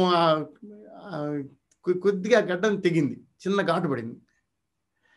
ఘాటు పడితే ఈ చేయించుకునేవాడు ఈ ఇంగ్లీష్ చదువుకున్నాడు కదా, అందుకని డ్యామ్ అన్నట్టు. ఓ డామిట్ అన్నాడు. అంటే ఈ మంగలికి పాపం అర్థం కాలేదు ఏమన్నాడు. అయితే ఇతను అన్న మాటలో ఏదో తేడాగా కనిపించింది అతనికి. సో మంగలి వెంటనే అంటాట, ఏమన్నావు నువ్వు, ఏమిటి డ్యామ్ అన్నావు ఏమిటని. అంటే ఏమి లేదు లేవయ్యా, తెగింది కదా అందుకని డ్యామ్ అన్నాను. అసలు డ్యామ్ అంటే ఏంటో చెప్పు నాకు, ఇప్పుడు డ్యామ్ అని ఎందుకు అన్నావు నువ్వు, డ్యామ్ అంటే ఏంటి చెప్పు అంటే. డ్యామ్ అంటే ఏం చెప్తాడు ఇతను, ఏం చెప్పలేడు కదా. డ్యామ్ అంటే ఏదో మాట. ఏమి లేదు లేవయ్యా, చేయవయ్యా నువ్వు, మిగతా గడ్డం పూర్తి చేయి, నేను వెళ్ళాలంటున్నాడు. మంగళకి చాలా కోపం వచ్చింది అనమాట. ఆ చేతులు కత్తి పక్కన పెట్టేసి చేతులు పైకి లాగి వాటితో పోట్లాట దిగాడు అనమాట. ఏమిటంటే, నువ్వు డ్యామ్ అనే మాటకి నాకు అర్థం చదువుతావా లేదా. ఆ డ్యామ్ అనేది కనుక మంచి మాట అయితే నేను డ్యామ్, మా నాన్న డ్యామ్, మా తాత డ్యామ్, ఆ పై వాళ్ళందరూ కూడా డ్యామ్. అదే కనుక అది చెడ్డ మాట అయితే నువ్వు డ్యామ్, మీ నాన్న డ్యామ్, మీ తాత డ్యామ్, అందరూ డ్యామ్ అని చెప్పి పోట్లాడట. గురు మహారాజ్ ఈ కథ చెప్పినప్పుడు అక్కడ భక్తులందరూ చాలా విపరీతంగా నవ్వారు అనమాట. ఈ విషయం ఏంటంటే, మనం మాట్లాడేటప్పుడు అది అవతల వాళ్ళకి స్పష్టంగా అర్థం కావాలి. తర్వాత మనం ఎవరితో అయితే మాట్లాడుతున్నామో వాళ్ళకి అర్థం కాని భాష కానీ, వాళ్ళకి అర్థం కాని టాపిక్ కానీ మాట్లాడితే అది చాలా ఇబ్బంది అవుతుంది. ఇందాక మనం అనుకున్నప్పుడు ఎవరితో ఎలా మాట్లాడాలని ఊహించినప్పుడు వినేవాళ్ళని బట్టి ఆ టాపిక్ని ఏ స్థాయిలో మాట్లాడాలో దాని గురించి ఆలోచించుకోవాలి. ఇది ఏంటంటే, ఇది సాధన మీద మనకి అబ్బుతుంది. ఇది ఒక విషయం. తర్వాత కొన్ని చాలా ప్రాక్టికల్ విషయాలు కొన్ని ఉంటాయి. ముఖ్యంగా ఏంటంటే, మనం మాట్లాడుతున్నప్పుడు ప్రతి మాట కూడా స్పష్టంగా అవతల వాళ్ళకి వినిపించాలి. ఎదురెదురుగా నిలబడి మాట్లాడుతున్నప్పుడు మనం ఏం మాట్లాడుతున్నా సరే అది అవతల వాళ్ళకి స్పష్టంగా వినిపించాలి. ఇది చాలా ముఖ్యమైన విషయం. సాధారణంగా మనం ఈ రోజుల్లో ఫోన్లు చాలా ఎక్కువ వాడుతున్నాం. మనం ఫోన్ మాట్లాడే వాళ్ళ దగ్గర ఎవరి దగ్గర నిలబడి చూస్తే అవతల వాళ్ళు ఏదో ఒకటి మాట్లాడతారు, యువతల నుంచి మనిషి వెంటనే మళ్ళీ అడుగుతాడు, ఏం చెప్పావు మళ్ళీ చెప్పని. ఇది 2-3 సార్లు అడగడం కూడా చూస్తుంటాం మనం. దీనిలో మనం అర్థం చేసుకోవాల్సిన విషయం ఏంటంటే, మనం ఒకసారి మాట్లాడితే అది అవతల వాళ్ళకి అర్థం కావాలి. ఆ విధంగా మనం అవసరమైతే నెమ్మదిగా మాట్లాడాలి, మాటలు విడివిడిగా మాట్లాడాలి. ఏది మనం ఏ పద్ధతి అనుసరించినా సరే అది వినే వాళ్ళకి స్పష్టంగా అర్థం కావాలి. ఈ విషయంలో మనం చాలా జాగ్రత్తగా ఉండాలి. ఇంకొక విషయం కూడా ఉంది. మన సాధారణంగా మనం కాలేజ్ స్టూడెంట్స్ కానీ, స్కూల్ పిల్లలు కానీ, వాళ్ళు ఏదైనా స్టేజ్ మీద నిలబడి మాట్లాడుతూ ఉంటే, ఆ స్టేజ్ మీద నిలబడి మాట్లాడేటప్పుడు మైక్ సరిగ్గా దగ్గరగా పెట్టుకున్నావా లేదా, నేను మైక్లో మాట్లాడుతున్నది గట్టిగా అందరికీ వినిపిస్తోందా లేదా అని చెప్పి గమనించాలి. సాధారణంగా మైక్ ఎలా ఉందో పట్టించుకోకుండా నువ్వు మాట్లాడాను కానీ వెంటనే ఏం చేస్తారంటే మాట్లాడడం మొదలు పెడతారు. అది ఎవరికి వినిపించదు. మళ్ళీ ఎవరో ఒకళ్ళు వెళ్ళి ఏమంటే సరిగ్గా వినిపించట్లేదండి, మైక్ సరిగ్గా పెట్టుకోండి అది ఇది అని చెప్తే అప్పుడు మళ్ళీ దాన్ని మార్చుకుంటారు. ఇలా చేయకూడదు అనమాట. మైక్ని సరిగ్గా పెట్టుకోవడం, మైక్లో చక్కగా అందరికీ వినిపించేలాగా మాట్లాడడం అనేది కూడా అవసరం. ఎందుకంటే మనం మాట్లాడేది మన కోసంగా. ఈ కమ్యూనికేషన్ స్కిల్స్ అనే దాంట్లో చాలా ముఖ్యమైన విషయం ఏంటంటే మన మనస్సు అనేది పవిత్రంగా ఉండాలి, మనకి పర్సనాలిటీ ఉండాలి అని చెప్పారు ఇందాక. దానికి తోడు ఒక ముఖ్యమైన విషయం ఏంటంటే మనం ఎవరి గురించి మాట్లాడుతున్నామో వాళ్ళ గురించి ఆలోచించాలి. మనం ఎంతసేపు కనుక నేను మాట్లాడుతున్నాను, నేను ఎలా మాట్లాడుతున్నాను, నేను ఎలా ఉన్నాను, నేను ఎలా కనిపిస్తున్నాను అందరికీ కనుక మనం అనుకుంటూ ఉంటే దానివల్ల వినేవాళ్ళకి ప్రయోజనం ఉండదు. మనం ఎలా ఆలోచించాలంటే వినేవాళ్ళకి ఎలా వినిపిస్తోంది, వినేవాళ్ళు బహుశా నేను మాట్లాడుతున్న దాన్ని ఎలా అర్థం చేసుకుంటారు, వినేవాళ్ళకి నేను మాట్లాడుతున్నది స్పష్టంగా వినిపిస్తోందా లేదా, గట్టిగా వినిపిస్తోందా లేదా, గట్టిగా వినిపించడం కూడా అవసరం, అది వినిపిస్తోందా లేదా, ఈ విషయం మనం గమనించాలి. ఎప్పుడైతే మనం ఇలా గమనించి మాట్లాడతామో అప్పుడు మనం చెప్పేది అవతల వాళ్ళకి స్పష్టంగా అర్థమవుతుంది. వివేకానంద స్వామి ఒక మాట అంటారు, ఏంటంటే ఏ పని చేసేటప్పుడు మిమ్మల్ని మీరు మర్చిపోతారు ఆ పని మీరు అన్నిటికంటే బాగా చేయగలుగుతారు అని చెప్తారు ఆయన. కమ్యూనికేషన్ స్కిల్స్లో కూడా ఇది చాలా ముఖ్యమైన విషయం అనమాట. ఏమిటంటే నేను ఎవరితో అయితే మాట్లాడుతున్నానో అది నేను ఎదురుగా నిలబడి మాట్లాడచ్చు కాక, లేకపోతే ఫోన్లో మాట్లాడచ్చు కాక, లేకపోతే ఒక స్టేజ్ మీద నిలబడి మైక్లో మాట్లాడుతూ ఉండొచ్చు కాక, ఎలాగైనా కావచ్చు, అవతల వాళ్ళకి నేను మాట్లాడేది ఎంత స్పష్టంగా అర్థమవుతోంది అన్నది మనం చాలా జాగ్రత్తగా ఆలోచించి చేయాలి. నిజానికి పాశ్చాత్య దేశాల్లో దీని గురించి ట్రైనింగ్ ఇస్తారు. ఎలా మాట్లాడాలి, ఈ ఒక సెంటెన్స్ మాట్లాడేటప్పుడు మా సెంటెన్స్లో ఒక్కొక్క మాట ఎలా పలకాలి, ఎలా చేయాలి, ఇవన్నీ ట్రైనింగ్ ఇస్తారు. మన దేశంలో దీని గురించి పరిశోధన చాలా తక్కువ, ట్రైనింగ్ కూడా చాలా తక్కువ. అయితే మనం దాన్ని అర్థం చేసుకోవడానికి ప్రయత్నం చేయాలి. నేను మాట్లాడుతున్నది ఎంతో స్పష్టంగా నేను మాట్లాడుతున్నది అవతల వాళ్ళకి ఎంతో స్పష్టంగా అర్థమవుతుంది. దీనికోసం అవసరమైతే మనం ఒక అద్దం ముందు నిలబడో, లేకపోతే ఒక కెమెరా ముందు నిలబడో మనం మాట్లాడి నేను ఎలా మాట్లాడాను, నేను మాట్లాడిన విషయాలు ఎలా వినపడుతున్నాయి, నాకే ఎలా వినపడుతున్నాయి అని మనం ఆలోచించాలి. అది మనం దాని గురించి సాధన చేయాలి. ఎప్పుడైతే మనం ఇలా సాధన చేస్తామో, ఇది సాధన అనేది అవసరం. ఇదేమీ సూపర్ ఫ్లూయిస్గా ఉండే విషయం కాదు, ఇది నిజంగా అవసరం. ఎవరైతే ఇది చేస్తారో, ఎవరైతే తను మాట్లాడుతున్న దాని గురించి అవగాహన పెంచుకోవడానికి, ఇంకా తను మాట్లాడుతున్న దాన్ని ఇంకా బాగా మాట్లాడడానికి ఎవరైతే ప్రయత్నం చేస్తారో వాళ్ళు నిజంగా చాలా మంచి కమ్యూనికేటర్స్ అవుతారు. వాళ్ళు తమ భావాల్ని అందరికీ చాలా వివరంగా, చాలా చక్కగా వివరించగలుగుతారు. ఇది అవసరం. ముఖ్యంగా ఈ రోజులో ఇంకా ఆన్లైన్ కమ్యూనికేషన్ ఎక్కువైపోయిన ఈ సందర్భంలో మనం ఏం మాట్లాడుతున్నాం, ఎంత స్పష్టంగా మాట్లాడుతున్నాం, ఎంత బాగా మాట్లాడుతున్నాం, ఎంత తెలిసి మాట్లాడుతున్నాం, ఎంత మనసు పెట్టి మాట్లాడుతున్నాం, ఇవన్నీ విషయాలు కూడా చాలా ముఖ్యమైనవి అనమాట. వీటి గురించి మనం అర్థం చేసుకోవాలి. భావ వ్యక్తీకరణ, కమ్యూనికేషన్ అనే అంశం మీద ఈ రోజున మన చర్చా వేదికలో చాలా చక్కటి విషయాలు ఎన్నో కూడా బయటకు వచ్చాయి. ముఖ్యంగా మనతో పాటు ఉన్న యూత్ పార్టిసిపెంట్స్ ఇద్దరు కూడా చాలా చక్కటి విషయాలు మనతో పంచుకున్నారు. ఈ చర్చా వేదికని ముగించడానికి ముందు ఒక కంక్లూడింగ్ రిమార్క్స్ ముందుగా మన రినీషని కొన్ని మాటలు చెప్పాల్సింది కోరదాం. రినీషా, మీ కంక్లూడింగ్ రిమార్క్స్. ఎఫెక్టివ్గా కమ్యూనికేట్ చేయాలి అంటే మనకి ఆ సబ్జెక్ట్ పట్ల అవగాహనే కాక మనం చెప్పే వాళ్ళ పట్ల, దాని పట్ల ప్రేమ కలిగి ఉండాలని చెప్పారు. అది ఇప్పటిదాకా నేను ఆలోచించినటువంటి విషయం. ఎల్లప్పుడూ మనకి సబ్జెక్ట్ ఉందా, చెప్తాకే ఛాన్స్ ఉందా, ఆ రెండే పట్టించుకున్నాను తప్ప అంటే ఇప్పుడు స్వామి వివేకానంద అందరితో అంత బాగా చెప్పగలిగారు, అంత ఈజీగా ఆయన థాట్స్ ఇంత మందిలోకి చేరుకున్నాయి అంటే ఆయన గొప్ప, అంతవరకు ఆలోచించాను తప్ప ఆయన అందరినీ ఇంత ప్రేమగా ఫీల్ అయ్యారు, అందరి పట్ల ఇంత ప్రేమ చూపించారు, అందువల్లనే ఇంత బాగా కమ్యూనికేట్ చేయగలిగారు అన్న విషయం నాకు చాలా అంటే తెలుసుకున్నా అన్న భావన కలిగింది. ఇంకా ఈ కమ్యూనికేషన్ కి పర్సనాలిటీకి ఇంత క్లోజ్ రిలేషన్షిప్ ఉందని, మన పర్సనాలిటీ కమ్యూనికేషన్ కి ఇంత బాగా ఎఫెక్ట్ చేస్తుందని ఇప్పుడు నాకు అంతా మనం ఏంటి అనే ఒక క్వశ్చన్ వస్తే మనం మన గురించి ఏం కమ్యూనికేట్ చేస్తున్నామో అదే మన పర్సనాలిటీ. ఇంత క్లారిటీ వచ్చింది, నాకు చాలా హెల్ప్ఫుల్ గా అనిపిస్తుంది. Thank you. రినీష చాలా చక్కగా చెప్పారమ్మా. తర్వాత ధాత్రి, మీ కంక్లూడింగ్ రిమార్క్స్. చిరునవ్వుతో మన భావ వ్యక్తీకరణ అనేది చేయాలి. అండ్ ప్రెసెంట్ యూత్ డిప్రెషన్ లోకి వెళ్తున్నారు. దానికి మెయిన్ రీజన్ వాళ్ళకున్న ప్రాబ్లమ్స్ ని ఇతరులకి కమ్యూనికేట్ చేయలేకపోతున్నారు. సోషల్ లైఫ్ పరంగా, ఫ్యామిలీ లైఫ్ లో ఈ కమ్యూనికేషన్ అనేది ఈ విధంగా ఉపయోగపడుతుంది.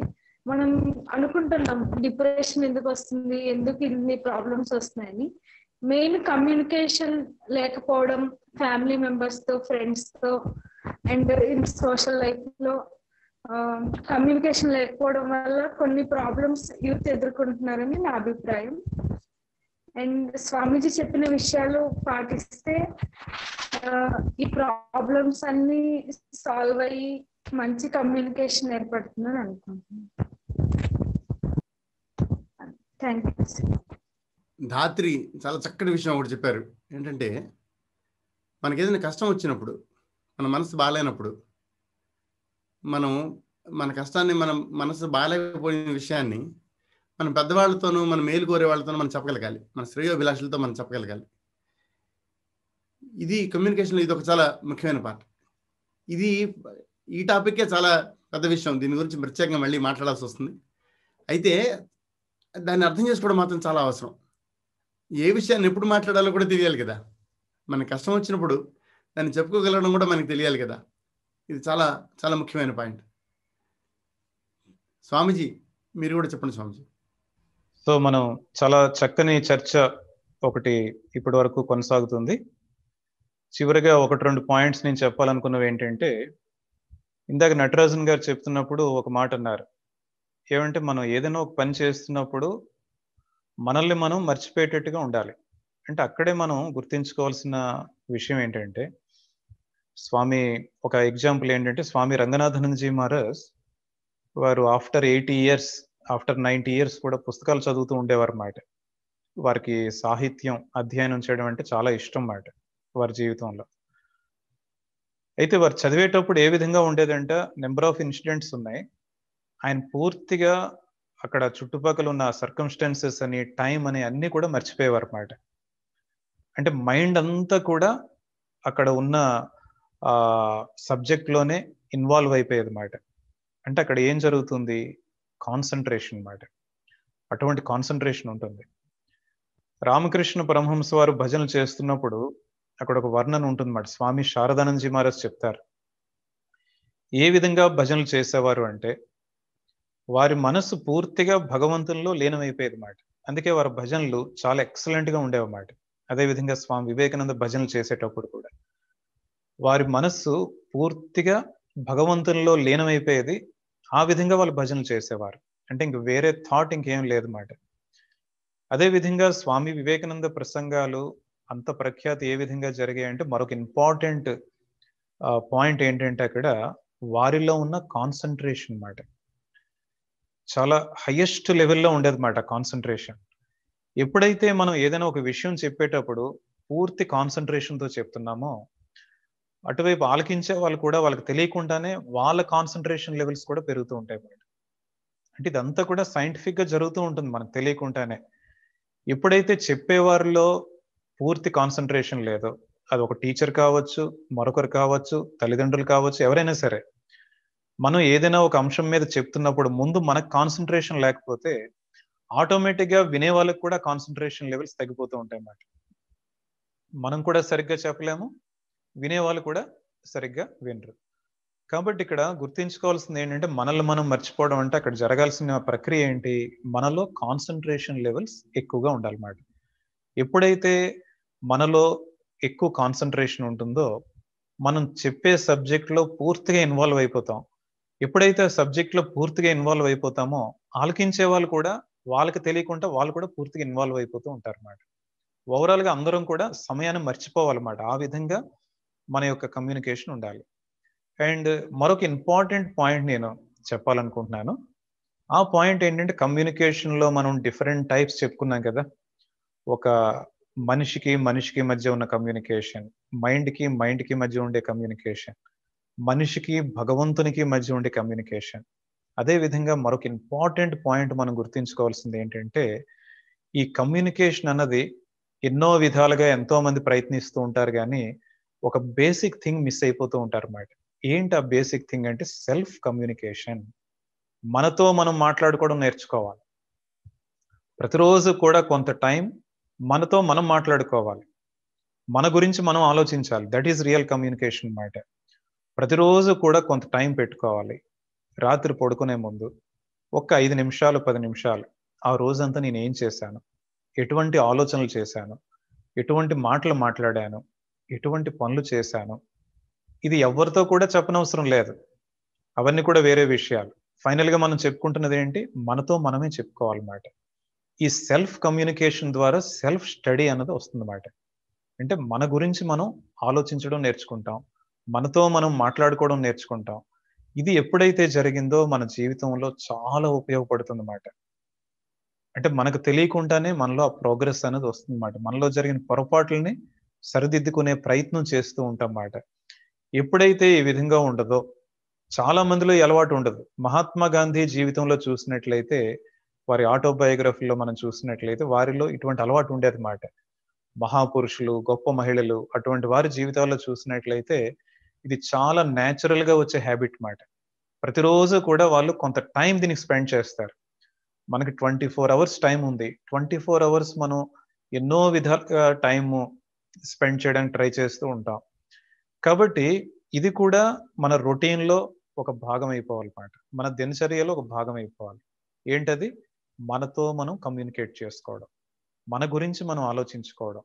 నేను సరైన రీతిలో ఆలోచిస్తున్నానా లేదా, సరైన రీతిలో మాట్లాడుతున్నానా లేదా, ఈ విధంగా ఎప్పుడైతే ఆ సెల్ఫ్ ఎనాలిసిస్ అనేది ఉంటుందో, మన గురించి మనం ఆలోచిస్తూ ఉంటామో, మనతో మనం కమ్యూనికేట్ చేస్తూ ఉంటామో, అంటే రోజులో కొంత టైం అయినా సరే, బెస్ట్ టైం ఏంటంటే రోజంతా మనం బిజీగా ఉన్నా సరే రాత్రి పడుకునే ముందు ఒక 5 మినిట్స్ 10 మినిట్స్ కానీ మనం స్పేర్ చేయగలిగితే మన జీవితంలో అది ఎంతో ఉపయోగపడుతుంది అన్నమాట.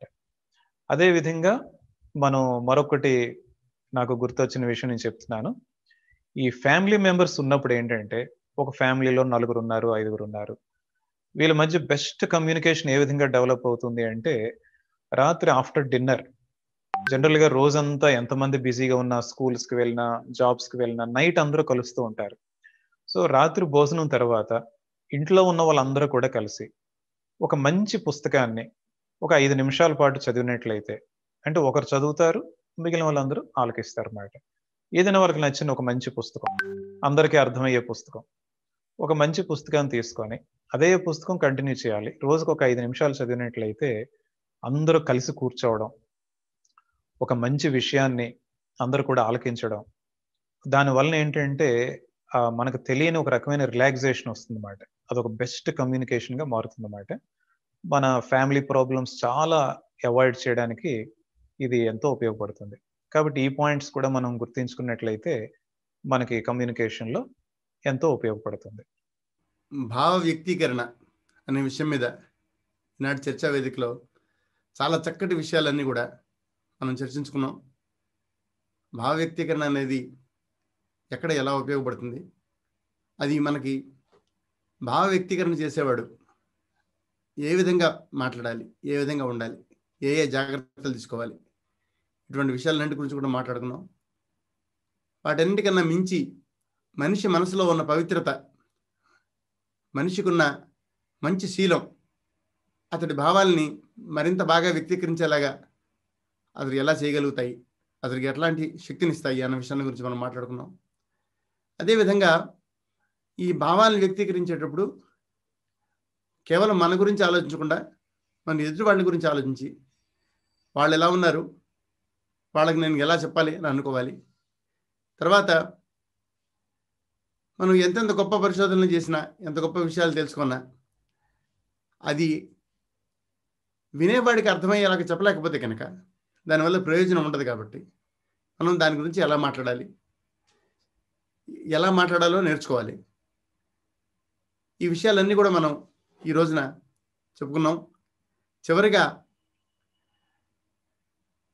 మనతో మనమే మాట్లాడుకోవడం, మనల్ని మనమే పరిశీలించుకోవడం, అది కూడా భావ వ్యక్తీకరణలో ఒక చాలా ముఖ్యమైన భాగం అని చెప్పి అనుకుంటూ మనం ఈ రోజున చర్చా వేదికని ఇంతటితో ముగిద్దాం. మళ్ళీ మరొక అంశంతో మరొక చర్చా వేదికలో మళ్ళీ కలుసుకుందాం. అంతవరకు సెలవు. ఈనాటి మన చర్చా వేదికలో పాల్గొన్న యువతులు ఇద్దరు, రినీషా, ధాత్రి, వాళ్ళిద్దరికీ కూడా ధన్యవాదాలు. అలాగే రామకృష్ణ మిషన్ విజయవాడ నుంచి పూజ్యస్వామి సేవ్యానందజీ మహారాజ్ వారు పాల్గొన్నారు. చాలా చక్కటి విషయాలు మనందరికీ తెలియజేశారు. వారికి కూడా మన ధన్యవాదాలు. ఈ చర్చా వేదికని ఇంతటితో ముగిద్దాం. అందరికీ నమస్కారం.